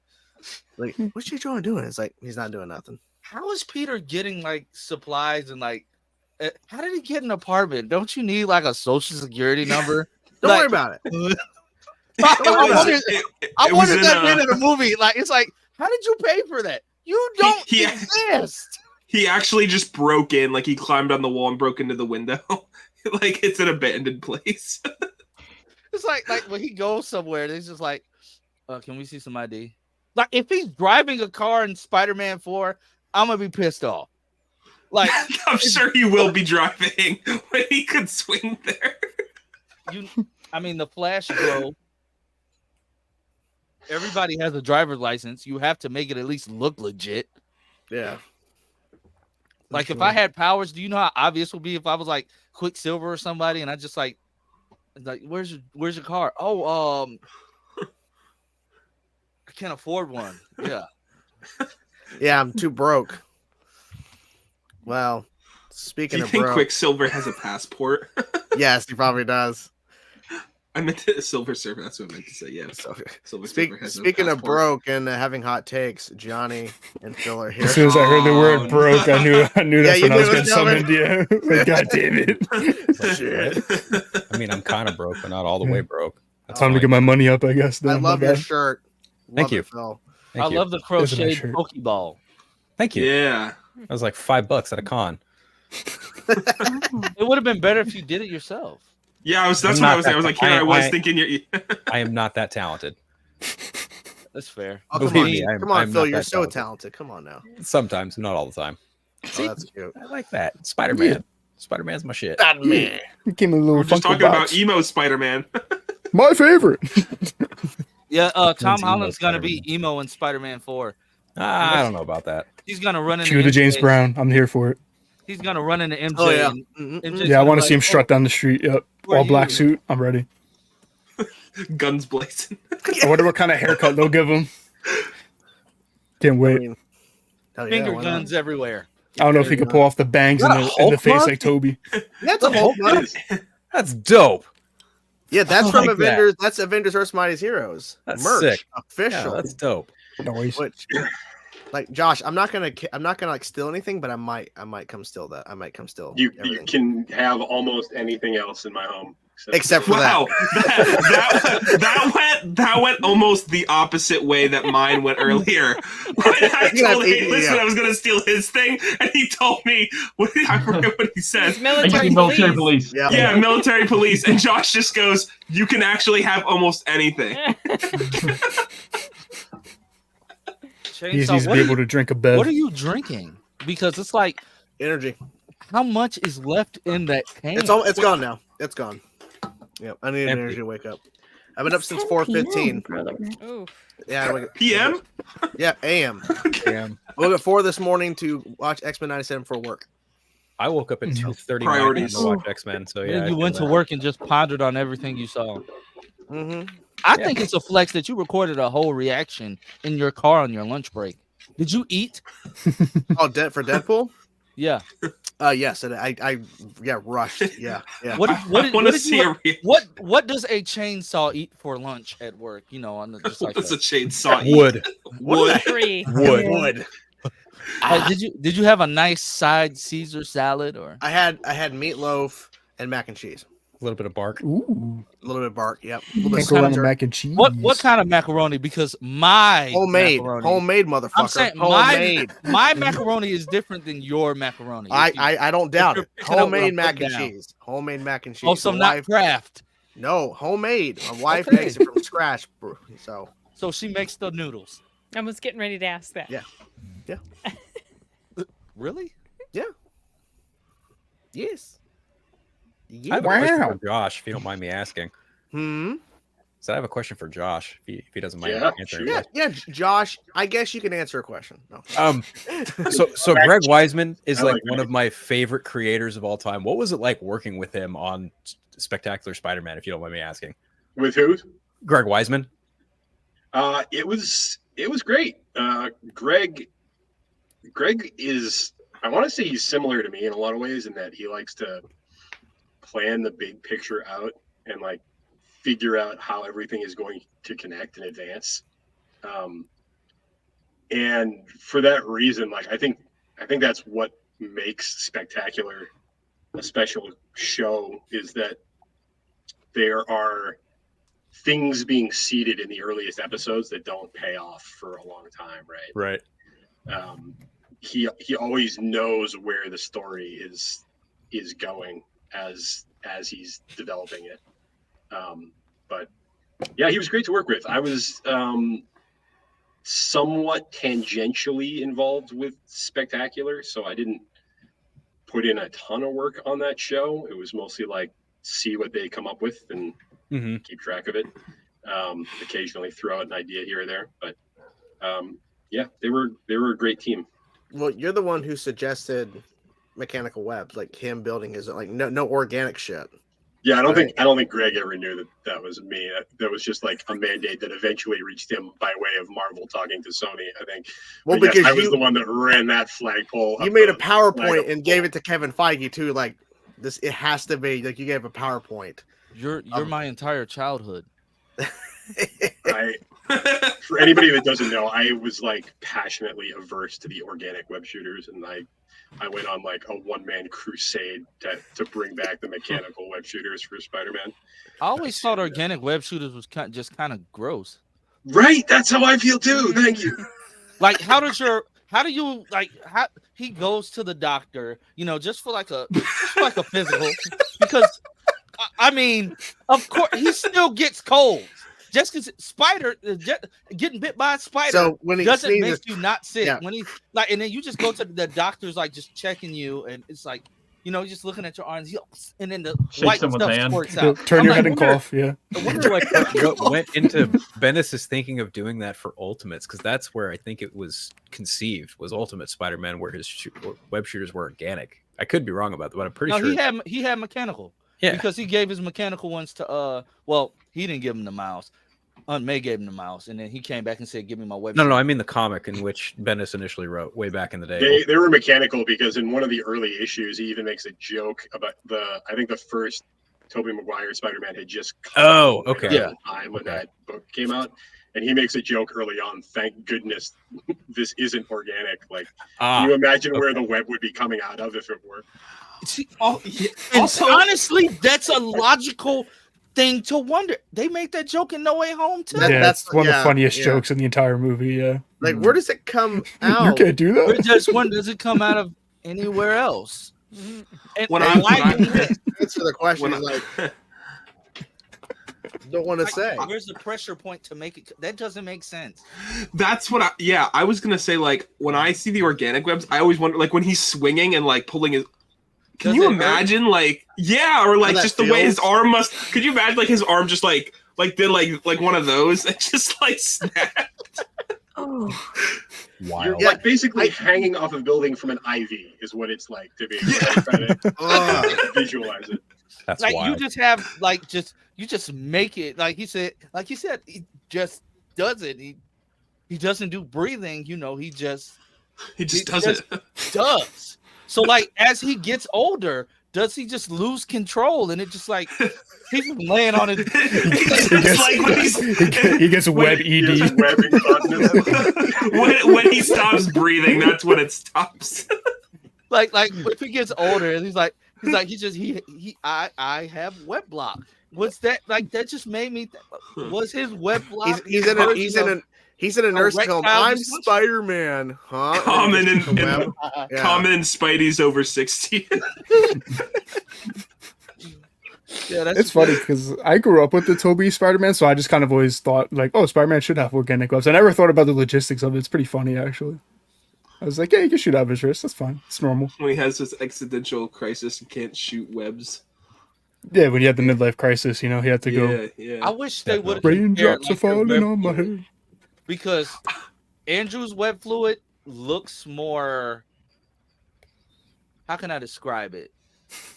Whatever this tingly. Is. It looks like tingly.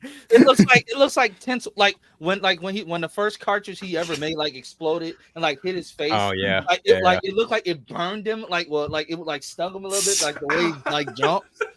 But with Tom's. He makes the first few batches, but doesn't Tony just mass produce his fluid for him? More or less. He trademarks it. You see him go get the secret stash and his locker or whatever in Homecoming. So I think he just made a shit ton, just had it on reserve. Yeah. You know what I just thought about? Somebody breaks into Stark Industries and just says, "Oh my God, web fluid!" Well, that's just it. Like going into the new Spider-Man film, Spider-Man 4, tentatively, you'd have to imagine he's going to go back to that route of having to make his own web fluid, given the suit that he crafts too. Yeah. So that'll be interesting. I hope. I think he's got to find his. I mean, hey, he's organic. Holland was asked recently about making a fourth movie, and he's like, "I'm involved in the creative process, and we're just trying to find the right story." So it's by all means, yes, keep doing that because. Don't go into the movie half-cocked. Make a good movie with a great story. Yeah, I'm happy he's so involved. Yeah, me too. Yeah. I do love Josh, Tom. are you here to confirm you're working with Tom on this fourth movie? Are you here to announce it? Unfortunately, no. Oh, come on. Have you done anything DC related? I've asked this before. I mean, if you would, yeah. I worked on a Batman theme park ride. Oh, Okay. Interesting. Yeah, I didn't know that. Batman's my favorite fictional character, so that's cool. Yep. Well, I think I'd asked you at one point about DC, and you said you like do like a Robin something related, like if you were to do something. I love Robin. Yeah, I think he's my favorite DC character. I would definitely. Okay, so now I have to ask which Robin specifically. I feel like there's appeal to all of them. Honestly, I gravitate towards Dick Grayson because he's the one that I grew up knowing the best.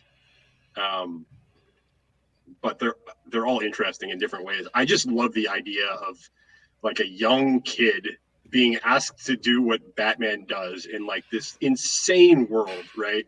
Right. Where people are trying to kill him, and like it's almost a game to him in some ways. Yeah. Oh yeah. But he doesn't have like the same gravitas and like determination that Batman does, which just makes for a more interesting mix of emotions, in my opinion. Like, I love Batman too, don't get me wrong, but I feel like in a lot of ways, Batman is almost one note in his reaction to things. Like, sure, he's a paladin in a lot of ways. He's sworn to do this one thing, and he's going to do it no matter what. And Robin is like the exact opposite of that. He's just more of a gamut of feeling and.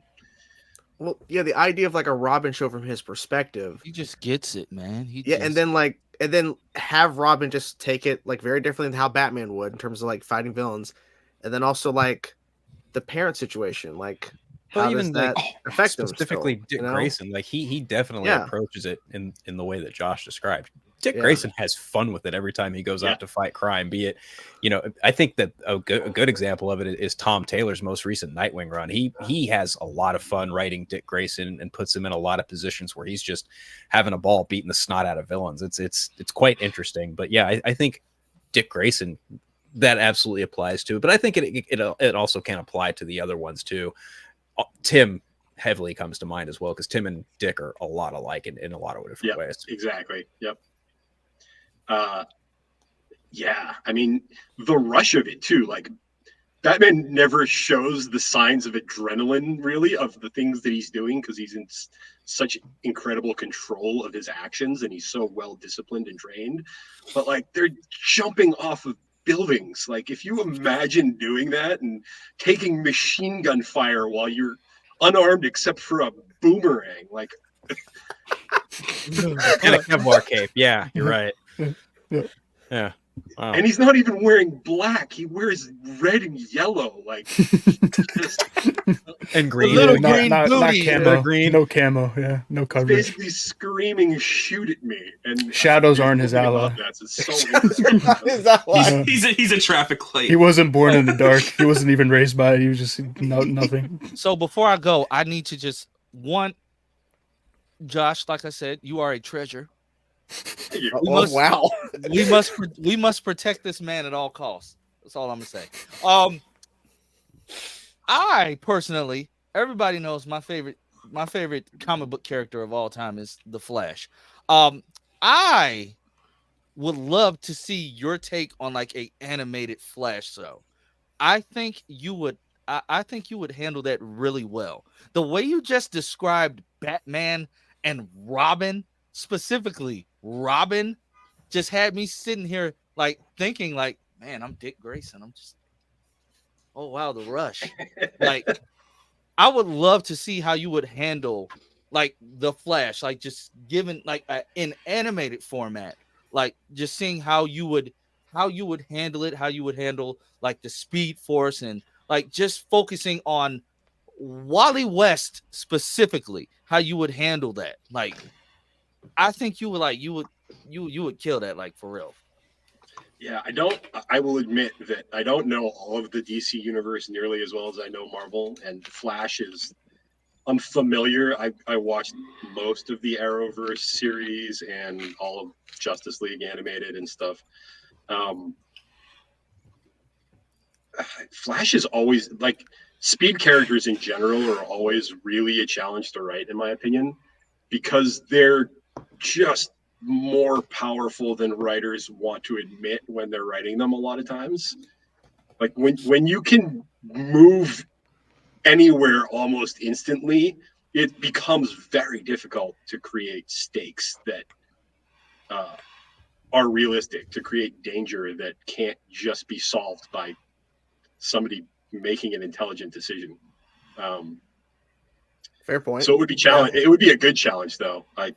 That corner of the DC universe fascinates me. A lot of the areas that I don't know about as much in the DC universe are fun, and I would like to explore more. Certainly.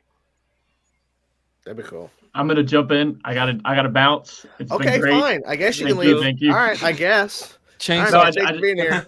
Can I be appreciate it, excused? guys. Yeah. It's good meeting everybody. See ya. Bye. Bye, man. Later. Bye. Man, who that? Who the fuck was that? Anyways.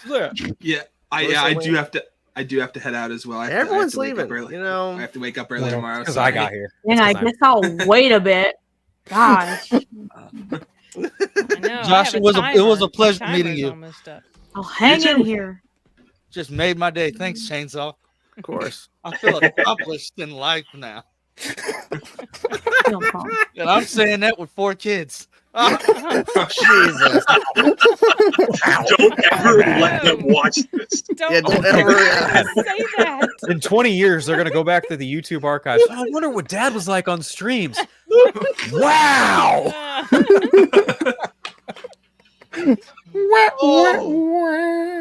Oh, but no, like this was great.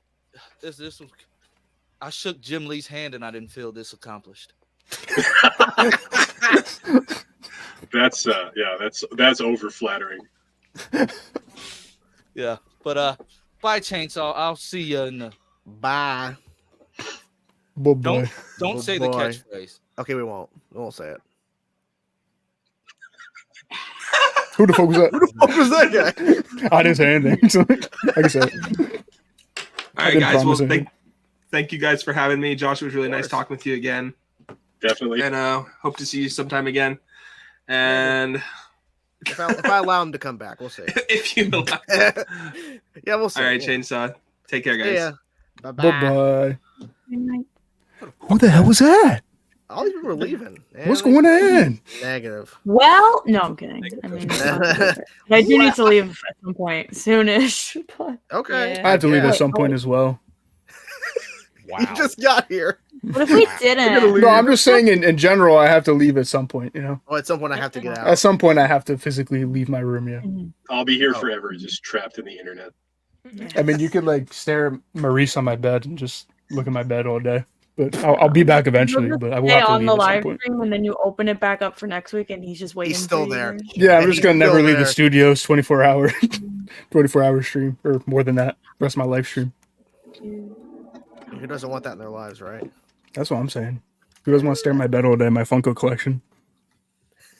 Pretty sick. Oh, I just got a new You do have a nice Funko. Funko collection, so It'd be a I do have a problem, pretty dude. nice Funko collection.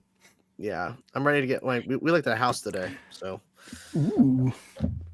Nice. You gonna I have just a got room the for a Funko 50s collection? Vision Funko. And I'm waiting for my 50s okay. Wanda. What WandaVision There you ones go. do I have? Oh, I have the Just- Halloween ones.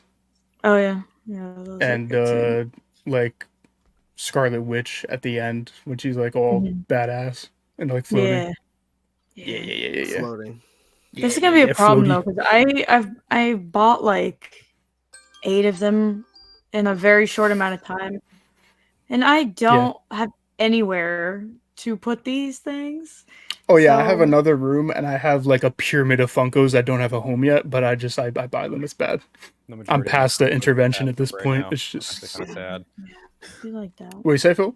I said I've got a good portion of my Funkos packed up at the moment. I can't display them Mhm. anywhere. Why is that? I don't have the room for it right now. So Mhm. Yeah, why, like are they, why are they packed up? they're in storage. Oh, yeah, chainsaw. sorry. Follow the plot. You're full, man. Yeah, like I bought all the Dune I ones. stopped collecting stuff too. I was like, I need to just not ever collect anything again. It's It's finding because space you're for just it. throwing money away. You know. Yep. Yeah. I'm very choosy with what I collect these days. Like I'm even not. after going to cons and stuff. It's funny. I was actually thinking about it, like speaking with Josh, asking him about Spectacular Spider-Man. You also worked on Avengers: Earth's Mightiest Heroes, and I met Brandon McKinney back in January. I don't know if you're familiar with him. Storyboard artist, worked on a bunch of other stuff. He's a really nice guy. And now I'm just like, oh, there's connections there. Like I'm just like, it's just super cool seeing people who worked on stuff I've watched way back when growing up, and like, you know, getting to pick their brains about this kind of thing. And like, you know, he was super nice. And I asked him about the Harley Quinn TV show that he's working on now, and he's having a ball doing that.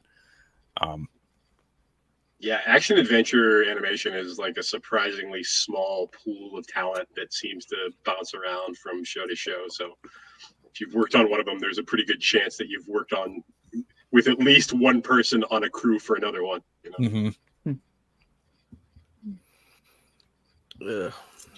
Yeah, Earth's Mightiest Heroes kind of reminds me of, like, at least as far as the animation style goes, it's almost like Bruce Timm's style, but a little bit more.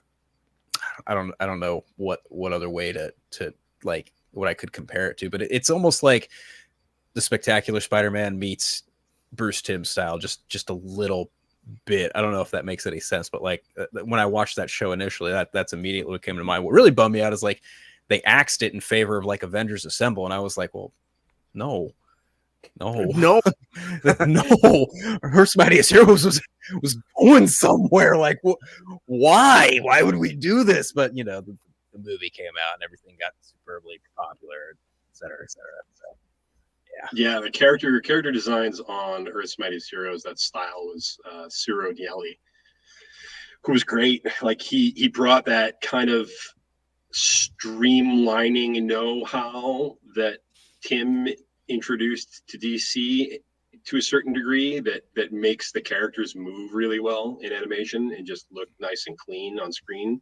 But he infused it with like just this beautiful graphic, colorful aesthetic that makes it pop like it's coming off of a comic book page, you know, like an old comic book page, like the Kirby stuff. Definitely, yeah. Like each character had their own cues to them. They all look visually distinct. Like I don't know which one I liked looking at more. I was a really big fan of the way they drew Captain America on that show. Like that's ultimately kind of where I fell in love with the character before seeing the first Avenger movie, and that really kind of stuck with me. Like if I was drawing Captain America after that, because I did a little bit of doodling in college, but nothing superbly special. I'd always try and draw Captain America like that.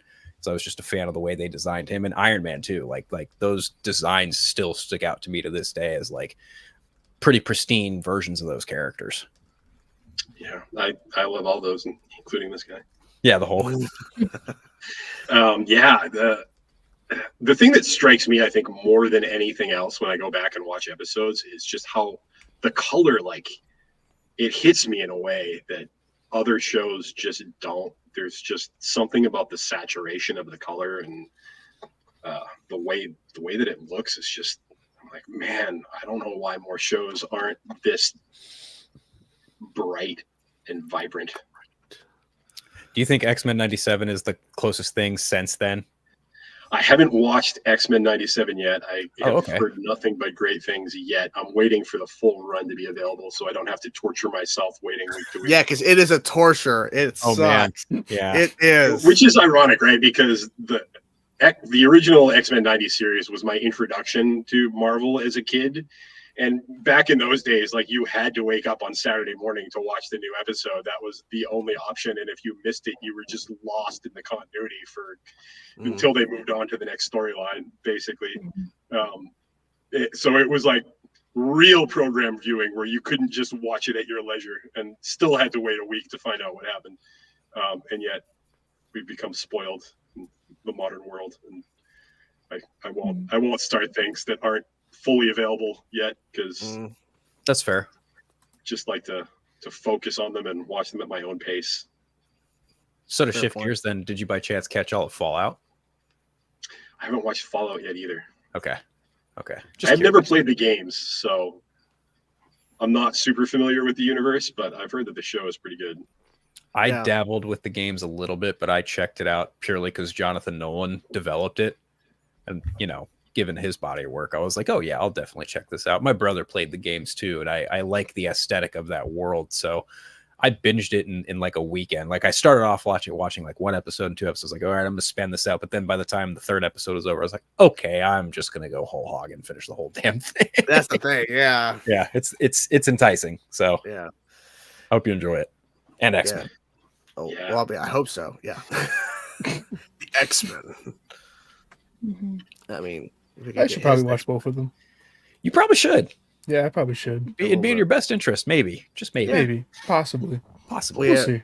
We have 2 guys waiting backstage. Ronin and RJ are here. Welcome, guys. Noise. Hey, bub. Oh, Noise. Is that Ronin with a toothpick? That's I just had carne asada, so I need it. okay. No, more like he's just trying to be Wolverine. That's what he's trying to do. That could be same thing. I was gonna say I don't know, but I like it. Holy shit. This week. He's even wearing an X-Men shirt. Ronin's wearing an X-Men shirt. There we go. Hell yeah. I see the vision. I'm wearing Batman. It's the wrong thing. Sorry. I'm just kidding. I got South Park. Animation. Yeah, I guess. Deadpool. Oh my gosh. The fucking chimichangas. Yep. Oh. All right. I guess Sin has to leave us. I guess. Yeah, sorry, I'm just kind of listening. I didn't have much to add. Oh. Well, I'm glad you stopped by and hung out. Oh, yeah, no problem. I'll do it again sometime. Yeah, Whenever you want me to. But, yeah, so as far as X-Men, the animation is gorgeous, by the way, if you can't tell by the trailers and everything. And the intro, it was very nostalgic. Oh, yeah. So, because the intro is pretty much exactly the same, except they add some new, couple of new Yeah, each episode they have like new shots they add in. It's so cool. Oh, I didn't notice that. There's some I had read that. I was looking forward to it. Okay, interesting. How many episodes are there supposed to be in total? 10. For this season. We have season 2 coming. And how many have aired so far? 7 today. Yeah.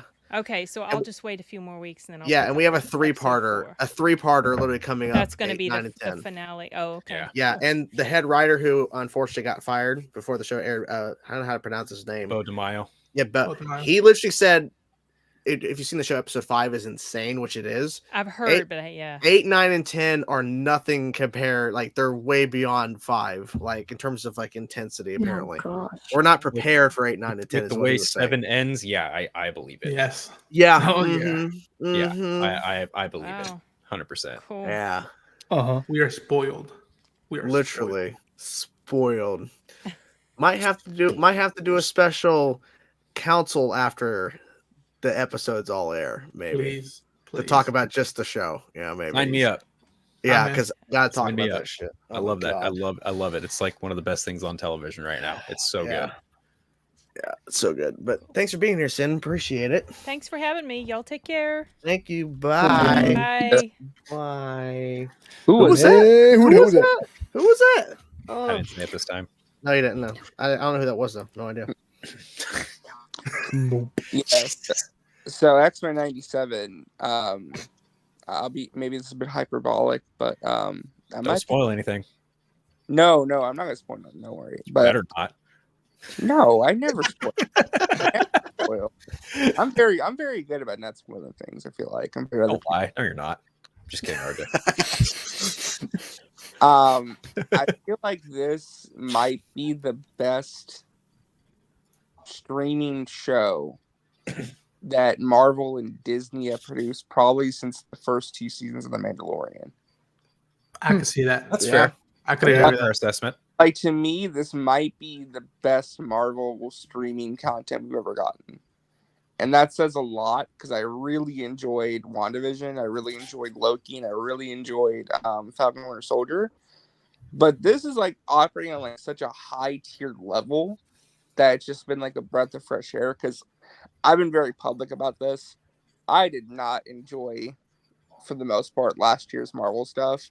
Outside of Guardians, I was so looking forward to Secret Invasion. That show just let me down immensely.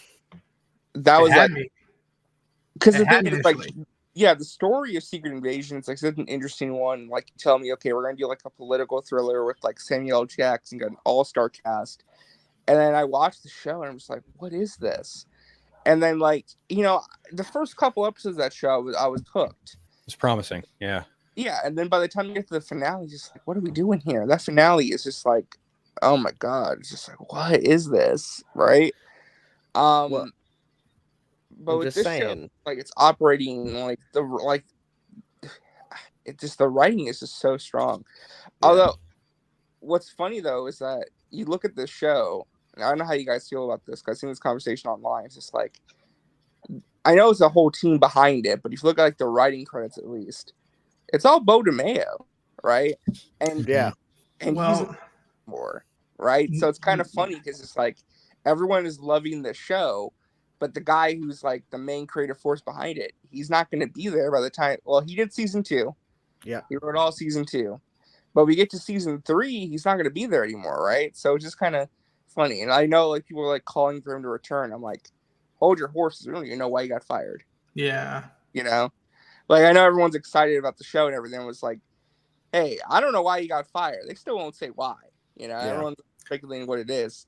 I think if there's a strong enough demand, there's a chance he could probably come back and you know, continue. I mean, they did it with James Gunn. I was gonna say James Gunn situation. Yeah. It could be something similar to that. I It could really be a hindsight firing down the line somewhere. Funny as fuck if it is, because I'm like, this is twice already you've done this shit, and it's like, it sucks because I'm putting out these posts and I'm praising the cast and crew, and I wanna, again, because I don't know, I want to praise the writer and be like, dude, your fucking writing is awesome, but it's just like, I don't know what you did and whatnot. So I'm like, I'm in limbo, being like, all right, I want to wait till what happens, till I see what happened and then let out what I feel about it, because he is the head writer and he wrote most of it. But I also want to give a shout out to Charlie Feldman, who, funny enough, she worked at Screen Junkies a while back. So it's cool to see someone in our realm who was covering stuff in the internet now working at something from our childhood. And she wrote some of my favorite episodes. So I was just like, good for her. Like, I'm happy that she's well, it's funny too, because when he got fired, I'm like, oh, he's definitely gonna like go social media blackout. You're not gonna hear from this guy ever again. Nope, he's super active on Twitter. He's like, answering questions left and right. Yeah. Like he responds to stuff about X-Men 97 pretty much ever since episode 5, I think, is when he really started. It was 5. He came out of the woodwork and he wrote a whole thing. So RJ, if you want to watch a good Marvel project with good Skrull stuff, that guy made a show that has some good Skrull stuff in it. Yeah, indeed. That guy over there. That guy. Indubitably. Yeah. Hundo. Skrull Cap at the end of season 1. Jesus Christ. Yeah. That was awesome, for the record. Yeah. And then you had me stressing out the whole time. Like, they don't know. I know, but I can't tell them because they can't hear me. Yeah. What was the name you had? You said you had like a name for him when you were writing? Ultimate Cap. Ultimate Cap. He changed his costume design to be closer to Ultimate Captain America. Yeah. I like that. Because he was a Skrull, some people on the crew actually came up with the nickname, started calling him Skrulltimate. That's dope. And who do you remember whose idea it was to have the Fantastic Four show up for a card game season 2 premiere? That was Chris. Yeah, okay, I was just Chris Yost, head writer. I realize what he just worked on, and now my mind has been blown. Okay. Yeah. Because that was one of my favorite shows. So yeah, I'm kind of a little starstruck at the moment because that show was freaking awesome. Boom. By the way, also to Planet Hulk, probably like Marvel's like one of the best animated movies they've ever done. By the way, I really love that. Movie. Great. He just goes to IMDb. No, I really fun to work on. Yeah, and it was a shame when they came to an end. Finally, we were in the works. There was an option that there could have been at least two more made, and Marvel just didn't. No, I know, and like the ideas that they had for those extra seasons, I'm just like, oh. Yep. I don't know if this has been asked of you, Josh, but have you and the people behind the shows, have you ever talked to the comic division to be like, let us adapt these stories that we couldn't because they ended the shows and whatnot? Because I know a lot of the other shows that I love that ended prematurely did that, where it was like, All right, we had the storyline planned out. Let's just put out in a graphic novel and a book and be like. Chris actually did a short comic book run for Earth's Mightiest Heroes. I don't remember how many issues. It was only a handful, but he told some original stories that we didn't tell in the series. And nice. Beautifully drawn too, like a very nice representation of the look of the show. Nice. I love that. I love when people do that. I know, if I'm not mistaken, Filoni did that as well for Clone Wars. There was some mall stuff. I think I have it. Some mall stuff that was like, they canned it, but we got to do it in the book. And they did it in the book. Yeah, literally. Because I always thought when it came to that show, which is like, it reminded me so much of what Bruce Timm and Paul Dini did with Justice League in a way. It felt like, in a lot of ways, it felt like the Marvel equivalent to that, just in terms of the quality of the show, in terms of the writing, in terms of like just nailing. That was our goal from the beginning. That was the show that we held up and said we want this to be Marvel's Justice League. So yep. We were aiming for it. Kacinema, good question.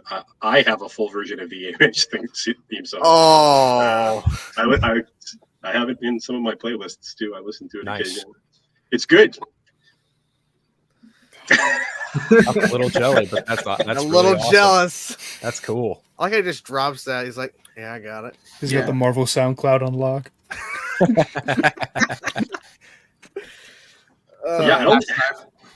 I don't think Marvel's ever released. That's not true. At some point, we released soundtracks, I believe, to the Marvel Lionsgate animated films that were available on iTunes. I want to say, which are great soundtracks by Guy Michael Moore, by the way. If you're looking for some movie scores to listen to, every one of them is really good. But other than that, I don't think any TV music has ever been released, as far as I know, from Marvel. Because Josh specifically didn't want it released. He didn't want us to enjoy it. I would have loved to have it released. Are you kidding me? I actually, when we were first promoting the show, I pulled to try to have the band Bad City come and play at Comic-Con the year that we were introducing the show. I wanted them to do the theme on stage, and their Comic-Con was like that. No, there's no way to have a band there. Sorry. That's not cool. Shame on them. If they could bring Stan Bush for Bumblebee, they could have done it for that. I mean, yeah, why not? Sounds like they were being lame. Lame. Mm-hmm. Comic-Con, you know. Well, on that note, I have a normal, boring job tomorrow. I guess you can leave. I guess. Sure. I do like 9 to 5s now, guys. I'm so like. I do too, and I'm still here. I know. That's true. Just gotta do a forced I don't bump have real the quick. mental willpower to do that, okay? I gotta do I both have the to G say, I feel like man. I feel like SpongeBob now, you know, where he like rounds his corners and he's like, "Hi, how are you?" Hi. Wonder Like whether most normal. Oh, yeah. Yeah. Jesus Christ. Yeah. Yeah, Hi, bump I'm that normal. G field. That's how I feel. Hi, Anyway, how I'm are you? quarantined. I gotta Hi, go. how Thanks are for you? having me. Thank you Come for being here, back. Katie. Glad you were here on time. Thank you. I know, truly Yes. a gift. It was. I was like, holy crap, she For actually both here on of time. us. It was a Yes. gift for both of us, truly, because I don't. That's crazy. Yes. So, okay, have fun, folks. Bye. Arrivederci. Bye. No, Who was that? Who was that? Who was that? I don't know. So Josh, I know you haven't seen X-Men 97 yet. I don't know how you guys feel, but I feel he shouldn't binge it. I feel this is something that like just take your time with it. Try and avoid any spoilers. He's gonna binge it though. That's what he's. you are? He's waiting. The way that I usually operate, I like to like watch an episode a day and just like knock out the series so I have enough time. I like to have enough time to think about each episode and let it sink in. Yeah. I just hate waiting and like juggling other series at the same time. Yeah, these past few months it was Shogun, Bad Batch, this show, and Invincible that I was just like 4 shows. Like, what the fuck is going on? And I'm not spoiling anything, but just even right now, I'm like, I have the stupidest grin for the past 24 hours I've had. I'm like, this show is ridiculous how good it is. Like, it is. Like, how, like, best compliment I can give it is that if you've never seen anything X-Men, it's a good way to get into it. But if you have, there's a lot of salute to you. It's like there's stuff from X-Men runs that I'm like, how the fuck is that in there? The stuff that for me, literally from the movies, I'm like, how is that in there? Oh, It's so just good. amazing how much they can cram into like a 30-minute episode. You know, the editing, the writing. I mean, they didn't. Oh wait, you know what? I almost said something. I'm not going to say it because it was not. Josh hasn't seen it yet, so I was like, I "Wait, will find you." Up. I will find you. I guess the best example I can give to the original show would be the Dark Phoenix saga. That I think is a really solid adaptation of that story. Another favorite of mine, I think, would also be Days of Future Past. But for me personally, though, Days of Future Past has always been like my favorite story because it's you know, I love time travel. I'm a huge Terminator dork. Like that whole idea, and you accompany that with X-Men and the Sentinels. I'm just like, yes, please. That movie bugs. They literally called Bishop Mr. Terminator over here. And I was like, oh, yeah. Do you guys remember? And I had recently seen some of the episodes because I haven't in a while, but like how they teased the Phoenix Saga. Yes. Oh, yeah. I did a rewatch of it leading up to 97, and it was literally just pan out. I'm thinking about doing that same thing, actually. It's been a while since I watched the 90s series. Definitely. It is such a 90s like tease they did. I almost laughed at it, but I was like, oh, this doesn't happen anymore. And it was like what, 5-6 episodes? Yeah, like, I'm almost done with that. I have a few more episodes of Evolution until it's done. Man. But like, I think it was like season 2. Like Jean was losing her mind and her powers are going awry. I'm like, they're teasing Phoenix already, and she's still in high school, but they're already teasing. Dude, just wait till the end of that. Like, wait till you get to the end. You're gonna be shitting some bricks. That's all. I'm ready. That's all I'm gonna say. Look, I've already shit a lot of bricks due to this guy over here, so I'm now trying to be more prepared. You can handle it for stuff. Evolution really gets really good though. I mean, yeah. I mean, the Apocalypse introduction at the end of season 3. I'm like, this is some heavy shit. Heavy shit. I'm gonna shut up. Don't say it. I'm gonna. This is a story that I had told before, but I will tell again because it's funny. When I was in a sophomore in college, I discovered X-Men Evolution. I hadn't been aware of it up until that point, and the entire series was done at that point. And this was back in the days of like Napster and whatever, when everybody was downloading stuff for free, and you couldn't find animation anywhere else. It's not like it was streaming or available for sale anywhere.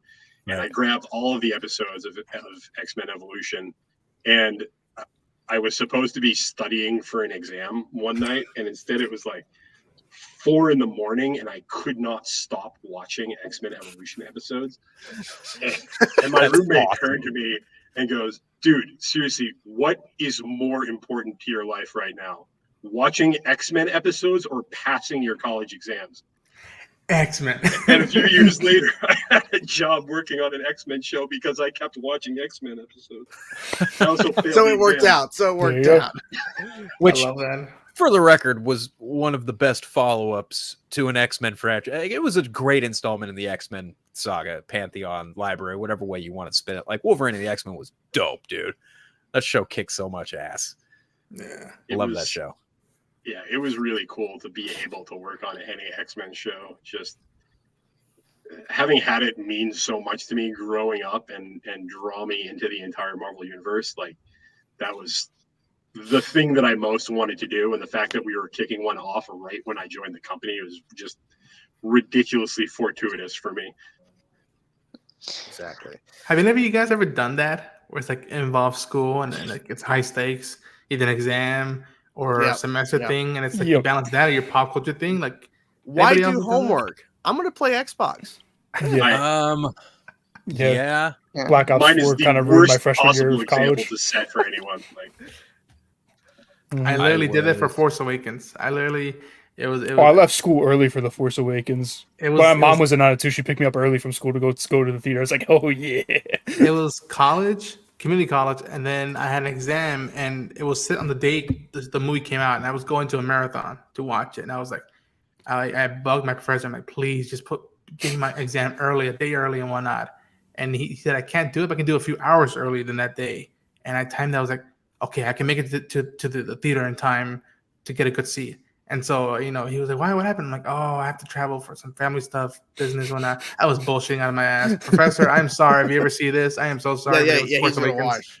Yeah. But yeah, I literally, and somehow I think I got a B. And so he was like, he said, adios, see you next semester. I'm like, yeah. And I booked it, and I must have been humming the Star Wars theme out loud, like honking on my fucking car, but let's go. I don't know if this really counts, but it's actually more like a 180 of the situation. I actually took a class on atheism in community college in 2012, and I wrote my final paper on Spider-Man, and I wound up getting an A in the class, and I wound up seeing the movie The Amazing Spider-Man like 2 months later, and I was just flabbergasted the fact A, I passed the class, B, I wrote my last and final paper on a movie I hadn't even seen yet, and the themes that Spider-Man just holds to who he is as a core. And it was just one of those things where I was like, pop culture helped me pass a class. That's a much better example to set. But I think our teachers, they must have known that, and they must have been like, okay, he's not bullshitting himself out of what I'm teaching him. He's actually passionate about this. I'm like, that's good enough. Like I don't want to read it. They go over 30, 40 papers from kids and whatnot, and they're probably all like copy and paste and whatnot, or they're just BS whatnot. But I'm like, if it generally comes from a place of passion and whatnot, then like that's worth. I would like to think the teacher would just like, okay, he gives a lot of shit about these themes and this fucking cartoon character whatnot. All right, pass him. Yep. I like to think that. I think. Go ahead, Johnny. I was gonna say, I think I wrote like 3 papers, like in my creative writing class, just on like different rap songs, and they were like all like the best papers I ever wrote. I got like 100 on all of them. I was like, oh, when I actually want to write a paper about something I enjoy, I do great. I literally. Not well. She said it like our teacher would just like make your own declaration of independence or happiness or freedom or whatever. And at that time, Kid Cudi's Pursuit of Happiness had came out, and I literally in Declaration of Independence, I was like, I'm in the pursuit of happiness, and I don't know if I'll ever, And she looked at it. She looked at me, and I was just crush a bit. Yeah, I molded up a little bit. Mold up, taking it. I'm like Nick Cage, National Treasure. Here you go. And she was like, okay. Cool. He's been sitting backstage a little bit. Kacinema, what's up, man? Hey guys. Yo. Hey, what's up, man? Just hanging out, man, chilling. Yeah. Great to meet you, Josh. Big fan of the show. Nice to meet you too. Welcome. Yes. I thought of something after I had asked that question. So Avengers Assemble was basically created to replace EMH, and I remember there was an episode where there was some kind of flashback, and the characters were all in the style of EMH. Did you have any idea what that was about? That was them deciding to emulate the style of EMH. I think the company line. I think when that show was being made, was that it was sort of an indirect or unofficial sequel to EMH, even though it didn't really line up continuity wise. Yeah. But yeah, and I think that was just kind of like a fun nod to the fact that it was supposed to kind of be that. This is where you start to get into the weeds on continuity and why I'm always like, fans need to worry less about what is and isn't canon and just care more about quality storytelling, because Thank you. Oh my goodness. All of the continuity and how it lines up ultimately is just at the whim of whoever the creator is at the time the thing is being created. So yeah. Another funny thing is what's funny is when I was a kid, for some reason I was under the impression that Wolverine and the X-Men was a direct sequel to the 90s show. It was a spiritual successor to the 90s show. Yeah. I mean, and it worked out, and you guys did your old stuff, but you could see, there is some influence, but that's okay. Cause I mean, that show defined a whole generation of Marvel fans and people like it just changed everything. I think for Marvel in terms of that and the Spider-Man show at the time. Yeah. So understandable. And that kind of made me, because I've always wondered this too when it came to like, Earth's Mightiest Heroes, just some of the Marvel stuff at the time and how it came to an end and stuff that followed it. Like, did it feel like the MCU was kind of like at least corporate was being like, hey, we got to do like more MCU synergy a little bit? Because you look at like Avengers Assembled. Oh, yeah. It does feel like it's meant to like more correlate visually with the MCU a little bit with character designs and just like overall team lineup and stuff. Like, I feel like at a certain point, the Marvel animated stuff was like doing its own thing for a little bit. And then like mid 2010s, like we got to do like full blown MCU synergy a little bit. when I was there, the directive definitely was not coming from the live action guys. It was just purely the direction that people within animation wanted to take it, I think.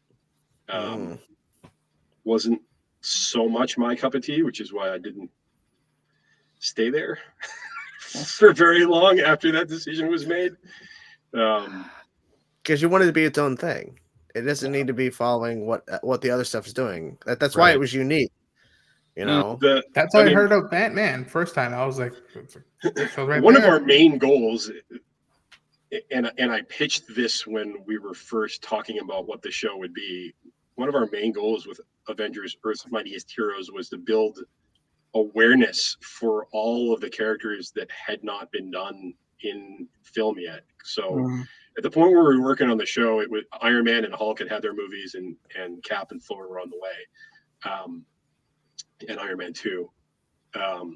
But Chris and I really wanted to build up audience awareness for all of the rest of the Avengers universe and the extended Marvel universe too. And we knew that in a lot of cases, it would be people's first introduction to the characters. And one of our central goals was to build hype for future MCU releases so that, by the time they get around to making a Carol Danvers movie, some amount of people would know who that character was and be excited for it to happen. And the imitating the MCU thing felt like the exact opposite of doing that, where instead of blazing the trail for the MCU to follow us down however they want to, it felt like we were receding behind them and just following in their footsteps. And look, everybody, we look like the MCU too. Exactly. Yeah. That's the same thing. I just thought of something. Was Doctor Strange ever going to show up on EMH? Yeah, definitely. First episode of season 3, most likely. Oh wow! God damn it! That close, huh? He was penciled in for a season 2 episode. Once we sort of firmed up the cosmic theme for season 2 and the more magic oriented theme for season 3, it became clear that he belonged more in season 3 than season 2. You had said that Magneto and the Brotherhood were going to show up in season 2, and that got pushed to season 3. Yeah, for the same reason. I would say this because people always bring up Dark Knight and Iron Man being the reason why Marvel and superhero movies in general are striving today now, depending on how you view it. I always said this, that sure, specifically those two movies helped a lot that day and age, but I would argue that Earth's Mightiest Heroes, Justice League Unlimited, Justice League, X-Men Taz, Spider-Man Taz, Batman Taz, if those shows didn't hit as they did, a lot of these movies will not get greenlit today. I mean, I've heard, I think I read in the book that because of X-Men Taz, the first X-Men movie made, it's just all right, that's why we're going to do it, because people dug that. And the people who are watching it know that the people making it are respecting the source material and yet still doing their own thing. The Black Panther entrance in EMH, it's the same vibes as FF, and then in the book when he shows up, and I was that was my first entry of hearing who Black Panther was. And then I remember relatively being okay, they did good in the cartoon, they better do good in the fucking movie. And pretty good. Yeah, pretty good. Yeah, pretty good. I know that for people my age, like you said, X-Men the animated series was, for a lot of people, was their introduction to the whole comic book universe. And I think if you poll the millennials, you would find that series probably brought more people in than comic books of the same era did. And in making Earth's Mightiest Heroes too, we knew that could potentially be the case if we did a good job with it, because we were treading potentially new territory that hadn't really been done in animation yet. So, and I like you said, you were trying to shine a light in characters that weren't that familiar as they were general audiences. Again, going back to my childhood, I never knew who the Question was when I saw Justice League, but because of that show, I'm oh, I like that guy. Cool. Yep. I didn't know who Huntress was. I was okay, cool. I'll watch that. I'll follow her. That seems interesting. It's not just about the main 3 all-stars that's been there since the 40s and whatnot.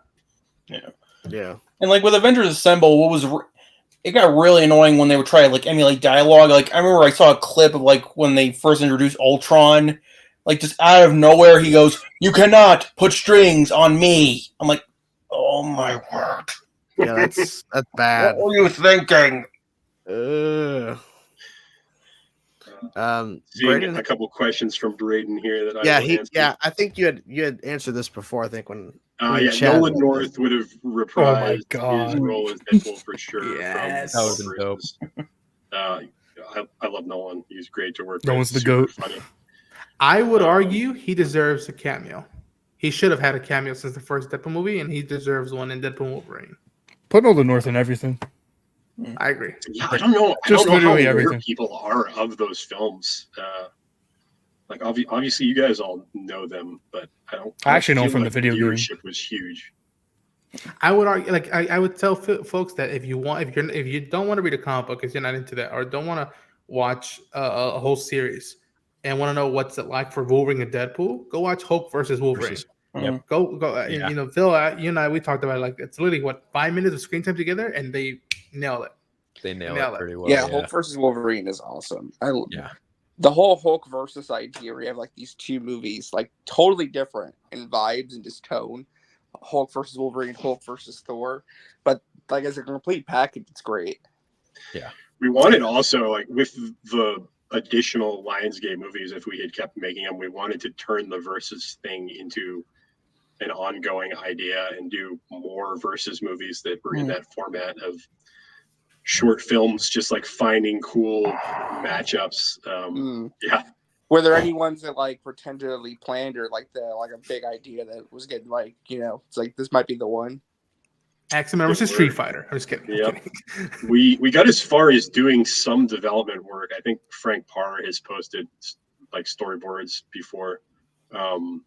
Did some development work on an Avengers versus X-Men direct to video in that style. It would have been like ultimate style, I think, is where we were going with that at the time. Oh wow. Trying to remember what else. We talked about doing Thor versus Beta Ray Bill and doing just like a really classic rehash of Beta Ray Bill's origin story. This was before we did that story in Earth's Mightiest Heroes, but gotcha. A lot of my passion for that story came from having like really thoroughly looked at those books in anticipation of doing it as a short film, and then Chris and I were thankfully able to bring it into Earth's Mightiest Heroes.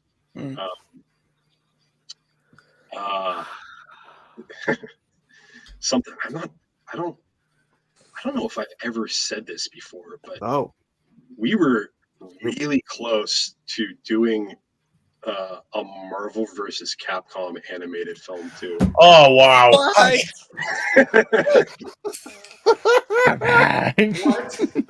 Oh my fucking god! What? Wow! Wait! Oh wow! No. I don't see any reason why I can't say that. I was so excited for it. I had so many ideas. I wanted to do it in like this vignette format of like really short, like 8 to 15 minute movies, and just like hit a bunch of different like Marvel versus Capcom matchups that would have been interesting.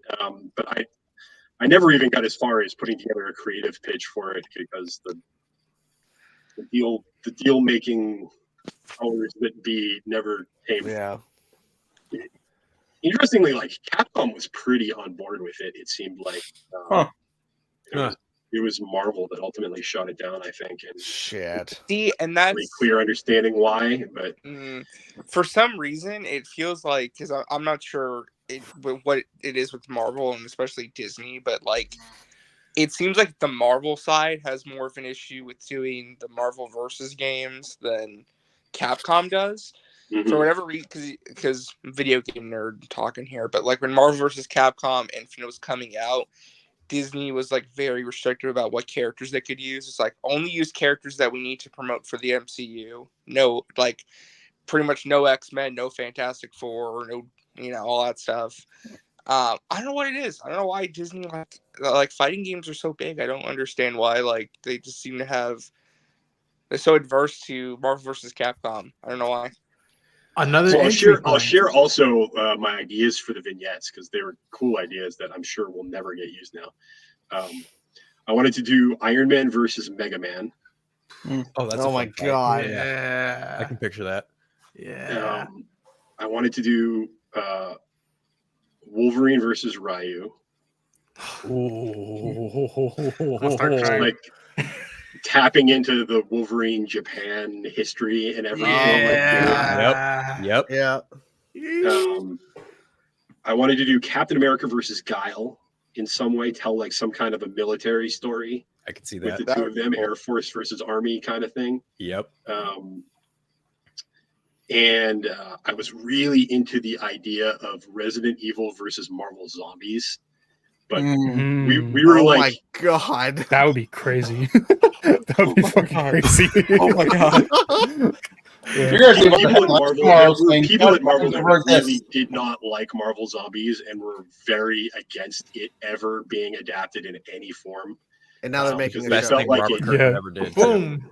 It heroized the characters in a way and made them like very unappealing and was just a bad look for the characters and not something that we wanted to promote. So the chances of that ever getting greenlit were basically zero. But and now they're making a show. It would be awesome to take yeah Capcom's Resident Evil characters and pit them against like superhero zombie. And you know, if they would have announced that today, everyone would lose their shit. If that was Oh, the real yeah. thing. Oh, you yeah. know? Yeah. Especially Resident Evil remakes. This direct-to-video would have been like the biggest home run that we ever had if we had been able to do it. It's just absolutely such an easy sell to an audience. And again, about the whole video game side, another way of entry. I know a lot of people were saying, okay, if the show didn't get me, it was the video games. Yep. I knew who Storm was. I knew who Rogue was because of the video games. I knew who Jubilee was. I was like, God damn it. That must have been the stupidest dream where you kept telling us all those things you had in mind. I'm like, well, oh my God. I mean, he has said before, but like Earth's Mightiest Heroes was going to be Avengers versus X-Men. Like eventually we were going to lead to that. Yep. Like, it was in the very first Bible that Chris made for the show. It was actually what we ended on. It was like, we're definitely going to do Avengers versus X-Men. Like, was that before Bendis did the story in Marvel Comics? Or was that like right around the same time? Might have been before. If you guys made the show in like 2010, I'd have to imagine, because I think that we started working on it in 2008. So oh wow, okay, so yeah, definitely predates Bendis's run. That's funny. Cool. Yeah, and the way they established Wolverine, they had other plans to do, and then everything got pushed back. Like they were planting the seeds. Like they were. I mean, but it's weird because now the MCU is kind of doing that. Magic War. There's this guy with claws, and it's just like. Yeah, and She-Hulk. Yeah, like I'm like, yeah. I saw a theory that like we're gonna find out in Deadpool and Wolverine that like he's hopping universes, and that actually was him. I mean, it could. I don't know. Madness. I mean, speaking of animated comic book movies, anyone watch Crisis Part 2 yet? No, I don't want to talk about it. I really don't. Have you want to seen talk it or about no? Yeah, I just watched it. No, Phil said don't talk about it. Like, have you seen it, Phil, or no? I don't want to talk about it. Okay, see. Okay. I don't want to talk about that movie right now. I'm way more engrossed in Marvel animation because of what could have been and what is. When I've interviewed Josh a couple times on different shows, it's like, what? Like, why didn't we get this? Because I mean, Wolverine and X-Men ends Age of Apocalypse, and it's like, yeah. To answer Braden's other question, EMH would have had as many seasons as they let me make, basically, is the answer to that question. Because you were saying you had so much planned that season 5 maybe would have been Thanos at that point. You finally I mean, we had very vague notions as far as season 5's theme, maybe. Or at least I did. Like, all of that stuff is written in sand, so as you work on any show, plans evolve and change, and stuff doesn't necessarily happen the way that you first envision it.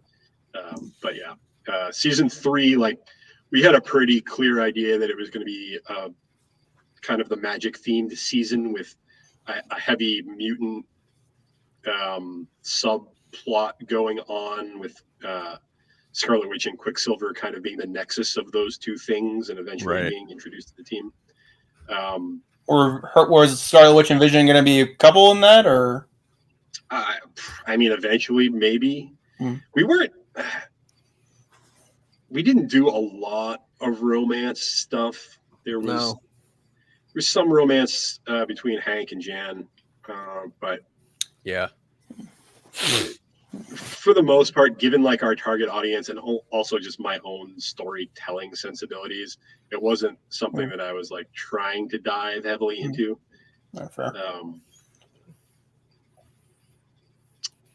Season 4 probably would have been registration, Civil War, hero on hero type conflicts. And you mentioned having Doctor Strange in the first episode. Did you guys have a voice actor in mind for him? No, not yet. No, we hadn't gotten that far. So if season 3 was magic centric and Doctor Strange presumably gets introduced in the first episode of season 3, and you guys wanted to include Scarlet Witch and Quicksilver, would Dormammu have shown up at all as an antagonistic force in that season by chance? Probably. Chris released like his take on all 26 episodes, like the log lines of what they would have been for season 3. I think Dormammu is in there somewhere. But like I said, everything's written in sand until you actually start nailing down scripts and stuff. I imagine probably would have been, yeah. I assume Wong would have been there. Again, probably, yeah.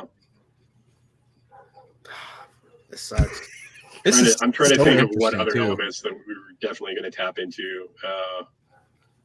I'll just start listing off characters. We'll see if you had me at Doctor Strange, Scarlet Witch, and Quicksilver. So Black Knight.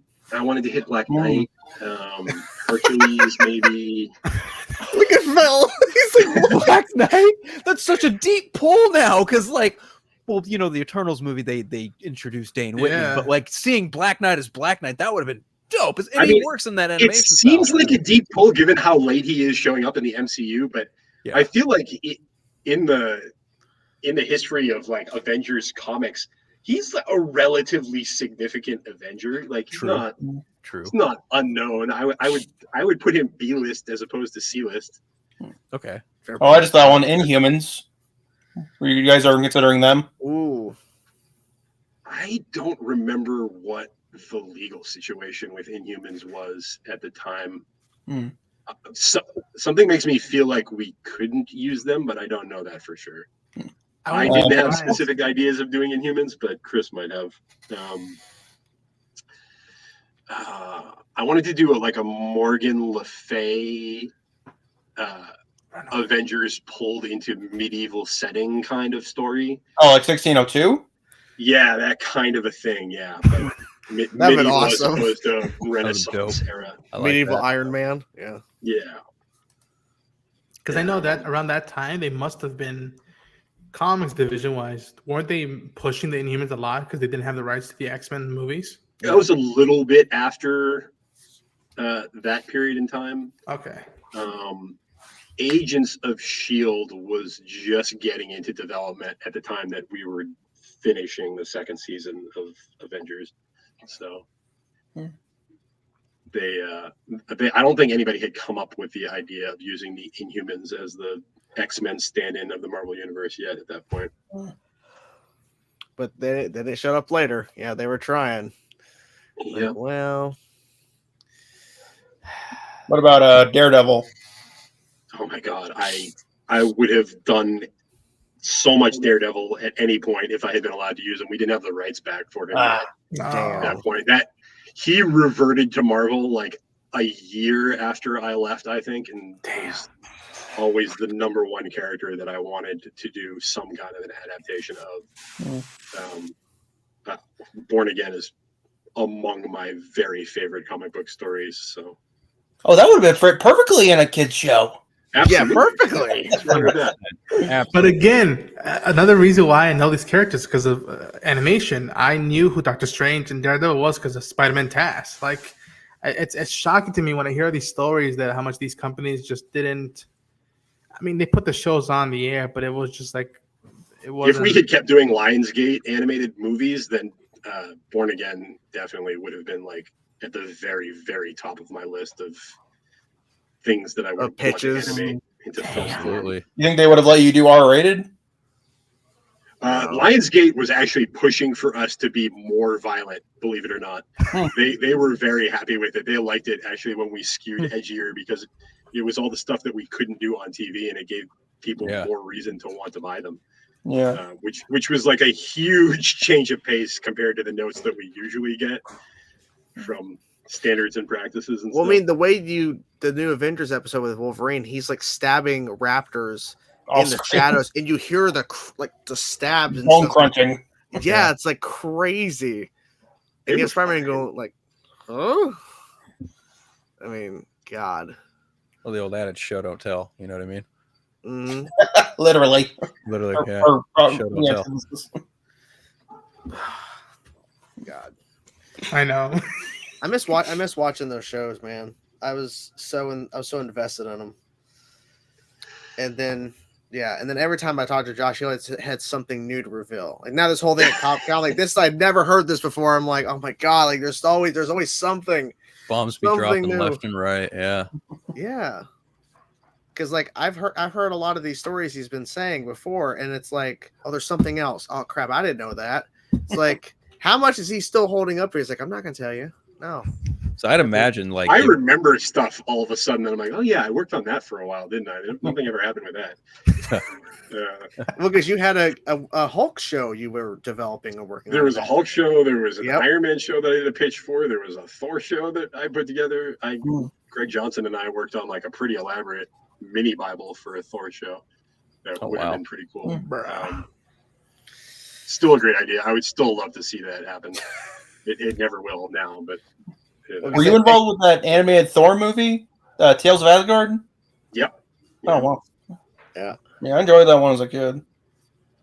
I also found it funny when you were on console last, we were asking you about like all the Marvel stuff. Like, yeah, I think a lot of my pitches were better than what they made after I left. So. I mean, the sample show is a bar. So yeah. Yeah. Like, here's the thing about the Avengers Assemble show. It felt like they weren't just trying to always copy the MCU. It also felt like they were trying to copy whatever was popular in the comics too, at the time. Like bringing in America Chavez and like Squirrel Girl randomly. I mean, I love Squirrel Girl. At least they were trying to do something like with that, trying to bring more characters, but like the MCU fighted it, and it's like it didn't need to be. Yeah, you know.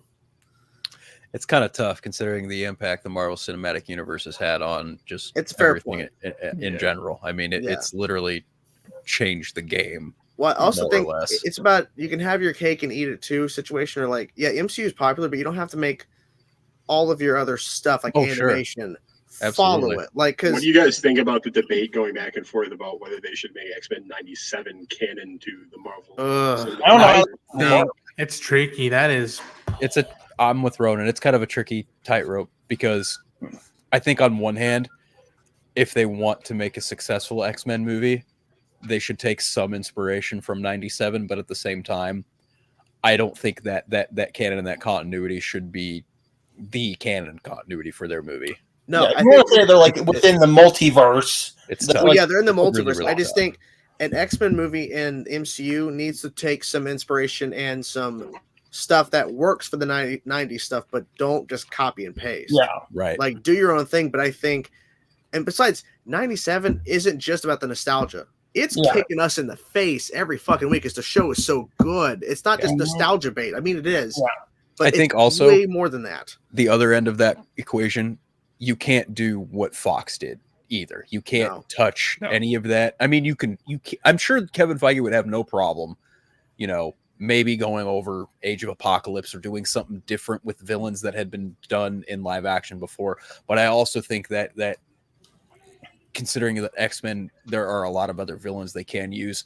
And considering Mr. Sinister has a presence in 97, I won't disclose how much of a presence, and he's the only villain that has not been done in live action, I could see a situation where they're looking at how popular 97 is, given the circumstances of who is there, and then looking at the live action movie being like, this is our villain for this movie. I could absolutely see a situation where, because of who they've used in the past, Mr. Sinister to me is the one next on the dock. Who he seems like the very obvious choice to me. No right? Yeah. The rumor recently is that he would be the first villain.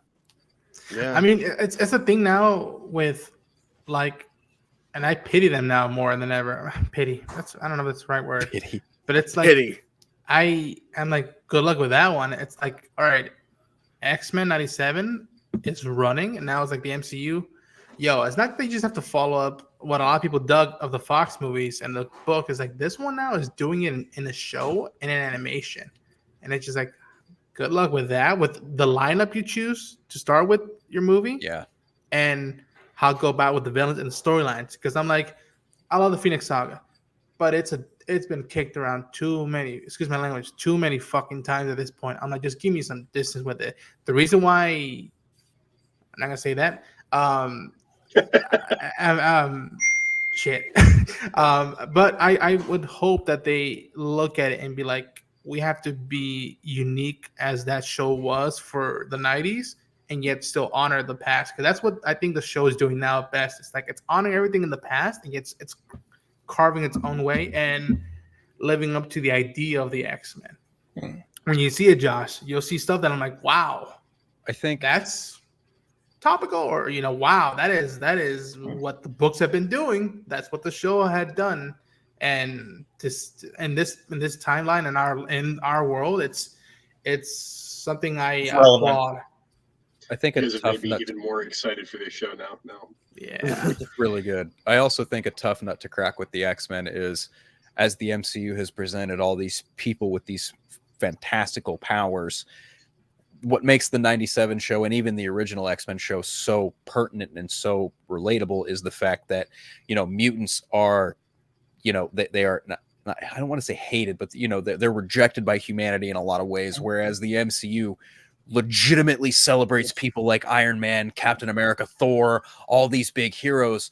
So how do you take a group like the X-Men or mutants in general and then have humanity like twist on them? Like how do you approach that subject in the Marvel Cinematic Universe when we literally praise people like Captain Marvel, Hulk, all of them, right? Like it's going to be difficult for them, but I would certainly hope that they have an answer to that somewhere down the line. I think what they might do is they might say that that's different because those people were created in accidents or something. But it'll be different. I mean, it was weird from the very inception of the comic books too. Like when the X-Men first showed up at the time, it was already a little bit unusual that this one group of superheroes is being treated completely differently than the other group of superheroes that already existed. Like, X-Men 1 and Avengers 1 debuted in the same month, right? Side by side, basically. And the two groups are being treated totally differently. And, it was always a little kind of a strange thing in the comic book Marvel universe. But, I could see them doing it like the reason people reject it is because now they're seeing like their children turn into these things. Yes. Yeah. That's the key because of puberty. Personally, like at home, which again will be topical because of a certain political side accusing everyone of influencing children. I mean, I would say that with what Iman Vellani has been doing and giving us in the MCU, I think her Miss Marvel, that side is a great way to start a path with X-Men. And I mean, it's tough because look at the FF now. People are now like, is that from another universe? Is this does it make sense? Because in the 60s, how come they didn't have a president? And it's a weird thing. It's a beautiful thing the MCU has done. That's why I gotta be honest.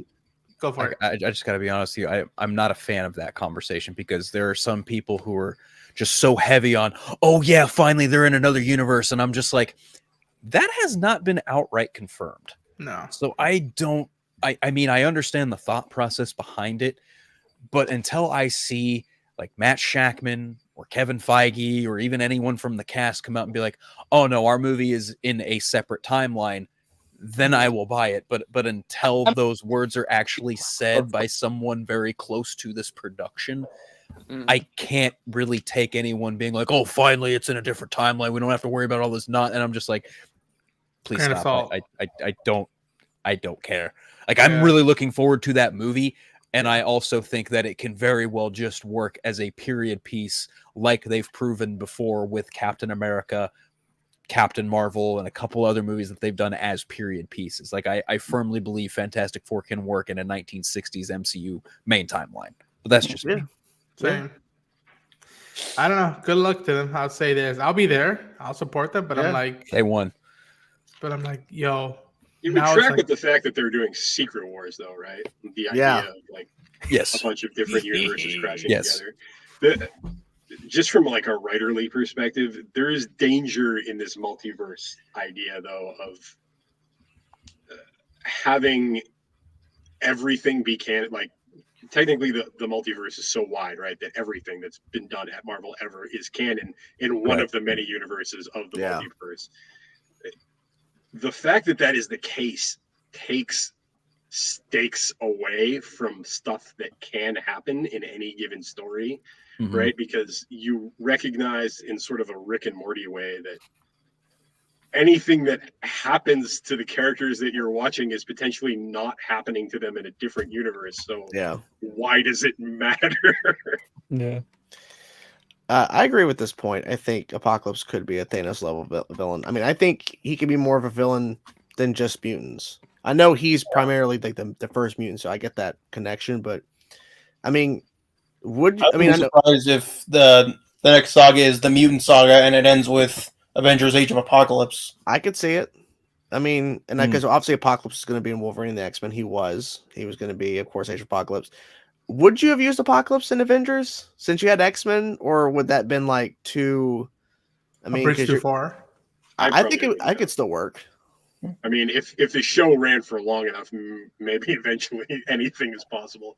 But definitely, to me, he's an X-Men villain and doesn't feel like the kind of character that I would want to bring in as a big bad for the Avengers, given that there were so many that we hadn't tackled yet that were good and appropriate to the Avengers universe. Could be interesting. You know, one of my favorite villains. Overall, though, I feel like going forward post Secret Wars, I'm not saying the Avengers are going to go away forever, but I do feel like we're entering a period where it's like focus is more so going to be on X-Men. I feel like they're going to be like the heavy, like it's more about like the X-Men movies or like the big events versus like Avengers movies, you know? I can see it. Yeah. X-Men Cornerstone Center. Yeah. Have Avengers take a break a little bit. Like maybe not all the characters. I feel like there's so much Marvel stuff to keep up with that it feels like homework most of the time. Like, oh, this thing is coming out that I actually want to see. Now I have to go back and watch these 50 other things that I don't care that much about just so that that's where I'm at. I mean, do you though? I mean, I saw the Marvels with my sister, and she hadn't seen WandaVision, Miss Marvel, or even the first Captain Marvel, and she was fine. Yeah. I mean, yeah, you could still watch it without knowing, but like, in order for to follow the continuity, I think it kind of depends on how it's presented in the thing that you're watching. For case in point, like Deadpool and Wolverine, is it superbly necessary to watch Loki season 1 and 2 before diving into Deadpool and Wolverine? Possibly, but I also think that since Deadpool is also now being introduced to the TVA by way of Paradox, played by Matthew McFadden, and we know who Alioth is based off of Loki, like, yeah, there is that homework aspect there for Alioth, but as far as like introducing the TVA, you'd have to imagine that there's going to be some line of dialogue from Paradox or anyone being like, yeah, we're the TVA, we keep the sacred timeline, etc. So you're basically giving a rundown again. But this time it's for Deadpool because this character is now being introduced to the TVA. However, fans of the stuff like us are being like, oh, yeah, we already know this. It's just more icing on the cake. They'll have like a quick like explanation of it, and because they know not everybody will watch Loki, and they'll just quickly, in 20 seconds, explain briefly the spark notes. And you don't. And the thing is, they say the TVA plays a heavy role because he's traveling through timelines and shit. Right. We really don't need to know too much about them. Like, okay, it's a facility. It's somewhere in the timeline. Okay, done. Yeah, honestly, like even in the Marvels, to me, like Kamala and Monica's entrances, they felt no different than when a new character is introduced on Invincible. It's like they're introduced, you get a kind of a brief summation of their backstory, and the characters just aren't surprised that exists. To me, it felt the way I interpret and I feel about Mando season 2, where if you've never seen any of those other shows, it's just cool new characters. Yeah, exactly. It's been an episode with, but if you have seen Clone Wars and you've seen other stuff, it means more to you. Then you know the size of this and whatnot. And Jon Snow, I think, is right. I think they're gonna. I mean, X-Men versus Avengers, I'm not sure, but I mean, yeah, I think X-Men based and Dark Phoenix. I mean, look, we've already tried it twice. Let's calm down. Let's wait a while before we do it again. You want a hot take? Here's a hot take. Oh boy. I actually kind of prefer the second Dark Phoenix to the first movie, X-Men Last Stand. Yeah, me too. I kind of agree with that, but I feel the Last Stand it should have been just about the cure. Yeah. Like now having read Astonishing, I'm like, it just should have been the cure. Or Phoenix only. Either or. Don't because they try to combine both. I'm just saying either or. Don't the whole two thing. No. Well, actually, I saw a video not too long ago. I can't remember the channel's name, but they were talking about like alternate versions of movies. I think they said that like Fox was the one that really wanted the stuff about the cure in it, and it was the writers that wanted to do Phoenix, so they were forced to use them both. Well, Simon Kinberg initially wrote Last Stand, and then he came back and did Dark Phoenix again. He also directed Dark Phoenix as well. But the thing is, Dark Phoenix was a product of what's the right word I want to use here? It was around the time Fox and Disney were merging, so it was a casualty of that merger in that they wanted to do one thing, and then the studios were merging, so they had to, compromise on certain respects. The reshoots they had planned were just getting shot back to back. Well, not shot back to back. They were getting like pushed back repeatedly because other people in the movie had other commitments. Like I think Sophia Turner was doing Game of Thrones at the time. Yeah. So it turned into this giant mishmash mess that everyone saw by the, 2019 when that movie finally came out? It is a fascinating train wreck to watch, but I also think that there are things in it that I think Simon Kinberg avidly tried to do to correct the first time he did Dark Phoenix. And I've had my gripes with those movies, particularly from his writing in certain respects. But I do think that film is a stronger effort than some of the other films in that franchise. What you call it a train wreck, considering the whole final sequence is a train wreck. Literally. There's that, and literally the mutants are being hauled off by people labeled the MCU. So yeah. Here's something I don't get in that movie. So in the movie, like Charles is like buddy with like the government and the president, but then the issue with Jean like wreaking havoc, or like with Magneto trying to get her, causes a bunch of problems. They're like, oh no, we're severing ties. I'm like, really? This is pretty small. Like, well, I mean, all things considered, this could just be a random new mutant discovering their powers. This is why I after experiencing these two versions of the Dark Phoenix saga, that saga, much like the books, it should be what they did with Thanos. It takes a while. Like it's a lot of momentum to build up. John Byrne himself has said it in an interview when Dark Phoenix came out. Like, I don't know how they plan on doing a story in one movie in 2 hours. What took us 2 years in comic books to build up for. Yeah. Like Hellfire Gala. Age of Apocalypse. Yeah. Like, I mean, they did it in 5 episodes in the original animated series. You'd have to imagine that if you wanted to dedicate an entire storyline to the Phoenix or the Dark Phoenix storyline in live action, I would almost say you'd have to do at least half, if not a full Marvel Cinematic Universe phase of films that kind of tie into that story more or less. But then at that point, you're kind of locking yourself into maybe, a solo story dedicated to like Jean and Cyclops, or even like, other, maybe even TV shows. It's a really tough tightrope, and and it's a pretty big story that I don't know that you can accomplish in live action the way that people want it to be seen. No, I think the goal should be ultimately you do stories that haven't been done before, or now, obviously, and you try and improve on the stories that like haven't been done to death. So like the main one that they should revisit is Apocalypse, because that could be like an entire phase worth of stories. Like, you could really drag out Age of Apocalypse to be like a giant event versus just like this one-off movie, you know? Now, Josh, didn't you say that Dark Phoenix, or at least maybe Chris had said Dark Phoenix for Avengers? Like that might have been something since you brought X-Men in. Chris threw that into his pitches for season 3. Personally, not as excited about that idea for Avengers, but you never know where it's going to end up once you actually start developing. I mean, the concept of like not just the X-Men, but also the Avengers having to work together. Like say like you had the fight in the middle of the season, and then in the back half you have Dark Phoenix, and they have to work together because she's literally going to destroy everything. Like, I think that'd be bonkers as hell to watch. To see like the two teams who are against each other, who fight, it's a major throwdown, and now they have to work together. They have to make it like Batman v Superman or Godzilla versus Kong.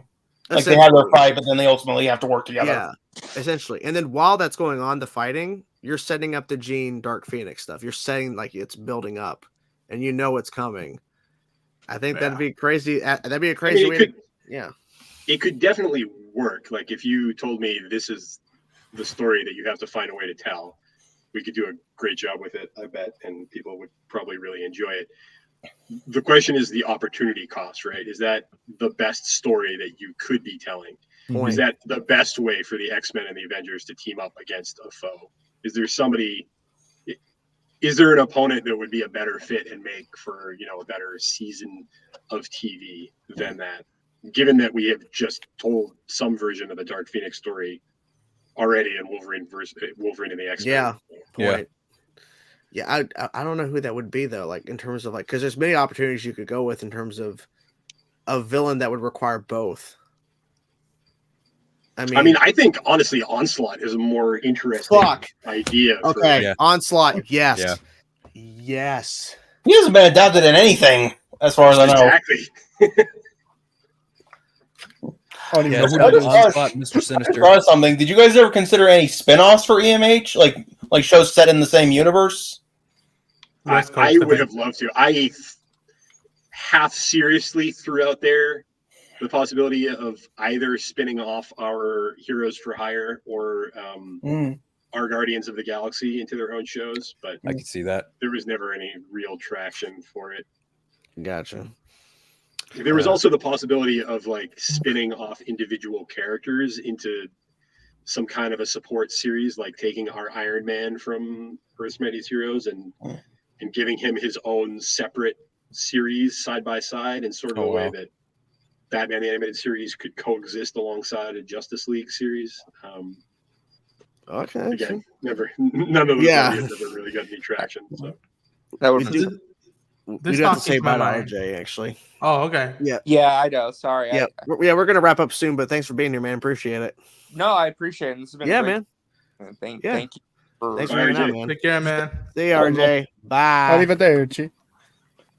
You got me back again. Who was that? I know that guy.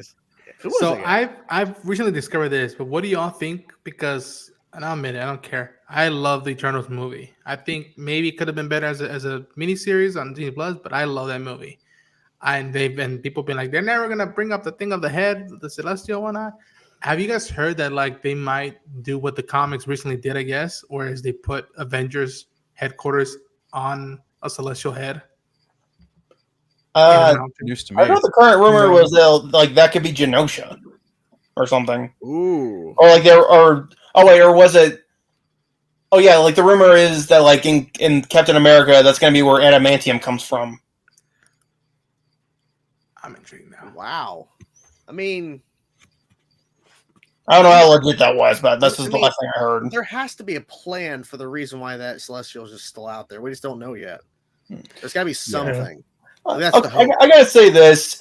It's really contradictory that people are like, they need to bring this up sooner, while at the same time saying they need to put out less. I'm like, those things cannot coexist. Chicken or the egg? Yeah, exactly. Yeah, exactly. I'm fine waiting. Yeah, Kevin Feige's never not left a stone unturned when it comes to planting seeds for future stuff. I'm a very patient man. They're saying Brave New World or Captain America 4, that's going to deal with it. Yeah. That's what they're saying now. I've heard that. I've also heard it's going to get dealt with in Thunderbolts too. Yeah. Probably both. Probably both. If not both. Yeah. Who knows? Maybe they'll deal with me and my failure of my YouTube channel in the MCU at some point. Maybe that'll happen. And I'll cameo. As the guy who took over. Like, I took over. You know? Yeah, and just fully ran it into the ground. Yeah. Look at me. I'm the chainsaw now. I'm the failure now. Got it. Just gonna grow out my beard and be like, hey, we're gonna play more Fortnite, guys, and we're gonna react to X-Men. Oh boy. It's gonna be fun. That's hilarious. We missed this question. Josh, would this have happened? Maybe. That was one that we definitely did talk about potentially as one of the options for season 3. If we ever got that far. Nothing was decided though. We didn't. The season finished. I got that book last. Nope, sorry, the timeline changed again. Now it's this. I got that book for the first time this past holiday. I still need to go back and reread it because that was a fun one. House of M. It's an interesting idea that would be like a very stark contrast to both Days of Future Past and Age of Apocalypse. Right. I think is one of the appeals of it.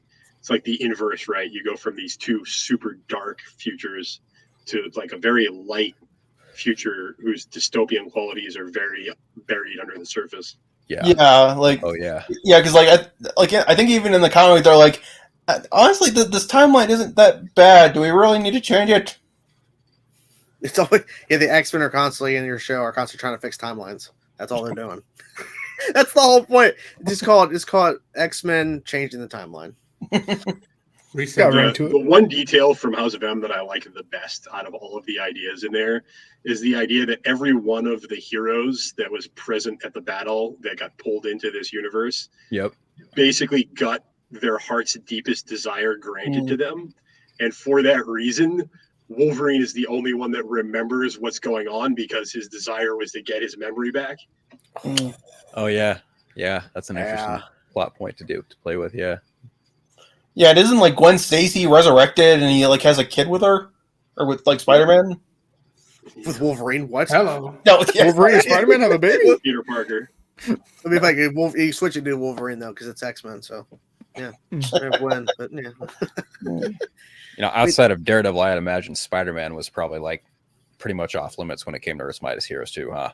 Until the end. For the first season, yes. Partway through the second season, Marvel finished making the deal with Sony to give us access in animation, which is how we came to be able to include him a couple times in the second season. Oh, that's right, yeah. But until then, it was definitely not possible. And I think you said this before, because I know you said Josh Keaton originally recorded the New Avengers. Did he record the other appearances as well? Or was it just... Yeah. Okay, so he had recorded all those, and then Drake had to go in and re-record. Yeah, we had finished recording the whole second season before those changes were made. In fact, the audio mix on... Along Came a Spider was already completely finished and in the can and ready for delivery when they popped it open to make that change. So. Wow. If only you had that somewhere, the original. Alongside my full version of the... Yeah, but the thing is, if you had that... I do not have any copies of the versions with Keaton in there anymore, unfortunately. Did Josh record with the other actors, or did he record separate? Fuck. He was there. Nice. Yeah, I have often said that there were 3 times that I had shivers run up my spine while working on Earth's Mightiest Heroes. The first was the very first day of recording when we were working on Iron Man is Born. And just hearing the Iron Man characters come together and be like, all right, our first day of recording is going pretty well. And this feels like it's becoming a show. The second time when it really hit me was during Breakout, when we had the full Avengers cast together for the first time. And they were all in the room and talking to each other. I got chills, hearing these voices interact with each other. And then the third time was when we did New Avengers, and Josh Keaton as Spider-Man was there talking to the other like New Avengers characters that we had, and I was like, oh my god, this is going to be amazing. That's incredible, spectacular, even. I hate this timeline we're in. We didn't get it. We were so close. Yeah, you could have used Agent Spider. So that would have confirmed, if he was in it, that would have confirmed that it's canon. Both shows were canon. Or not really, but I mean, kinda. Wink. You could take the I Greg don't Wiseman think voice approach. actors are a good indication, or even actors are a good indication of what is or isn't canon. Like if you think about all of the James Bonds over the years and the fact that those movies are all supposedly in continuity, and same goes for Batman, and same goes for War Machine for that matter, and Hulk. Like, right. It's hard to delineate what should and shouldn't be considered canon. Like I don't think there is much explicitly in Earth's Mightiest Heroes that could make it not canon from being in a shared universe with Spectacular. The Vault is completely different, so there's that. Yeah. Well, also they would maybe have. I mean, say if Spectacular was still going on, or like co-running when Avengers was, like if that was going, they would have to explain the Galactus angle Spectacular at some point. Like, remember when we almost got destroyed by this giant purple guy? Yeah, they would have had to. It's also worth pointing out that like Greg Weisman had no idea what we were working on in Avengers at the time, or like any of this stuff. So to him and to his Spectacular Spider-Man universe, our show is definitely not in canon. Obviously, like why would it be? Yeah. And for us, were we trying to make them in the same universe as we were trying to make them feel like the same character? We were going because Spectacular was great. We wanted to evoke that vibe from it.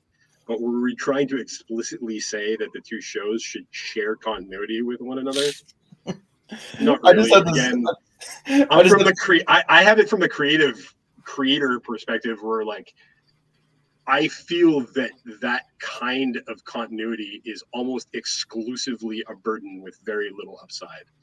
And fans see it from the exact opposite perspective, because most people get super duper excited to find out that one show that they love is, in a shared universe with another show that they love, without realizing how much that limits the storytelling in both shows, unless you ignore the fact that they're in continuity and break continuity, which creates all kinds of other problems. So yes, point. Because there's certain things that the Flash show did that was never addressed on any other show when it should have been, and it never was. And so I get that point, because like there's like two sides. I want it to be canon. I want both shows. But then, as you said, if it is, how do you explain Galactus and Spider-Man? Like, because that's going to completely change everything. Like, how do you do? And there's constant like world-ending shit going on. Like, how would Spider-Man hit? Like, I don't know. Like, it's a good point. To that point, like the Arrowverse up to the point when I watched it, which was to the end of Arrow, and I don't think beyond there. The crossover episodes always were built up like they were going to be huge, and were never as impactful to any of the series as you wanted them to be. And I think not really, no. Part of that is that none of the creators of the individual shows wanted to be burdened by having something like that impact the stories that they were trying to tell. It impacted the characters at the time, and there may be like a hint here or a mention here, but it wasn't a major thing because they had to go back to their own shit that they were doing, and they had to put a pause due to the crossover. So yeah, that's a fair point. I mean, us fans, we still loved it, but they didn't want to keep continuing. Well, the one thing when they did Crisis, they brought in some stuff into Batwoman season 1, and other shows were like tying that stuff in, obviously with the worlds merging and shit. Yeah. But other crossovers, it was like, oh yeah, that happened. Oh, okay, moving on. Yeah. They have it in the comic books all the time too. Like the major crossovers that were pushed by Marvel all the time, like on a yearly basis, fans were all going, we don't really want any more of this. It interrupts the flow of the stories of all of these books. The creators don't want it. They're not into it. They want to just be writing the stories that they're writing. Marvel hates dealing with the complaints of it. And yet the central issue is that they keep selling ass loads of books doing it. So as long as people keep buying the books, they can't in good conscience stop doing these big crossovers. True. In Galactus, like, how do you explain that in Spider-Man? I just had this image of like him walking to the Bugle, and Jameson's trying to like say this entire situation was because of Spider-Man. He brought Galactus to us. Spider-Man. It's possible. It could have been. Maybe it was. It was Peter's fault the whole time, and you reveal that in season 3. It's all. It was Peter all along. That is an ongoing challenge. Like that issue of what was X-Hero doing when this was happening, even just within the scope of Avengers by itself, like trying to give enough nods to characters not present so that the audience is willing to believe that we have accounted for, what every character in this universe is doing at the time when, a big bad shows up. It's not easy to deal with, right? Because your cast can only be so big for any given episode. You only have enough time to highlight an X number of characters in your runtime. So just from a practical standpoint, you can't constantly be cutting away to show what every hero for hire or Guardian of the Galaxy or anybody else that we've introduced is doing when X villain tries to take over the Earth. Meanwhile, on literally the other side of the planet. Well, yeah, like literally when Galactus showed up, it was just Wolverine. Where's the rest of the X-Men? And that's been a feature for the comics for as long as they've crossed over too. Like you would see Iron Man in his own books dealing with stuff that's like, why isn't he called any of the Avengers yet? This is absurd. Mm-hmm. Well, people even complained about that with Iron Man 3. They're like, where are the Avengers? Yeah, that's the thing. Once you do the Avengers, now that's like a common complaint. Well, you had the Avengers. Why are you not calling any of them now? Because you know them. One of the burdens of continuity and shared universes. That wasn't even one of my chief complaints of that movie. Yeah, Shane Black. Yeah, Iron Man 3 is one of the movies of all time. Yeah, one of the movies. I love that movie. It's got a little bit of redemption thanks to Shang-Chi. I'll say that much. Yeah. Oh, yeah. Fair point. Because Shang-Chi's awesome. Oh, yeah, Shang-Chi was great. Didn't need redemption. That was a fun movie. Really fun movie. I want more of that. Yeah, me too. I don't care what anyone says. The reveal of the Mandarin in Iron Man 3 was hilarious. That's debatable. But then again, humor is subjective, so there's that. Yeah. It's all subjective. Indubitably. All right. Well, I think we're gonna wrap it up because I do have to be off by midnight because the wife is like, you better freaking wrap up on time. So, yes. So, thanks everybody who was here. We're gonna go down the line and see where we can find you. Josh, where comes and bust down the door. Yes, Josh. Oh, he froze. He froze. He froze. There he is. Where can we find you, Josh? You can follow me on Twitter at Josh Fine, as it shows on the screen, and I am at least semi-responsive in that medium. I sometimes check Twitter, so I try to be responsive, but I don't always succeed. Of course.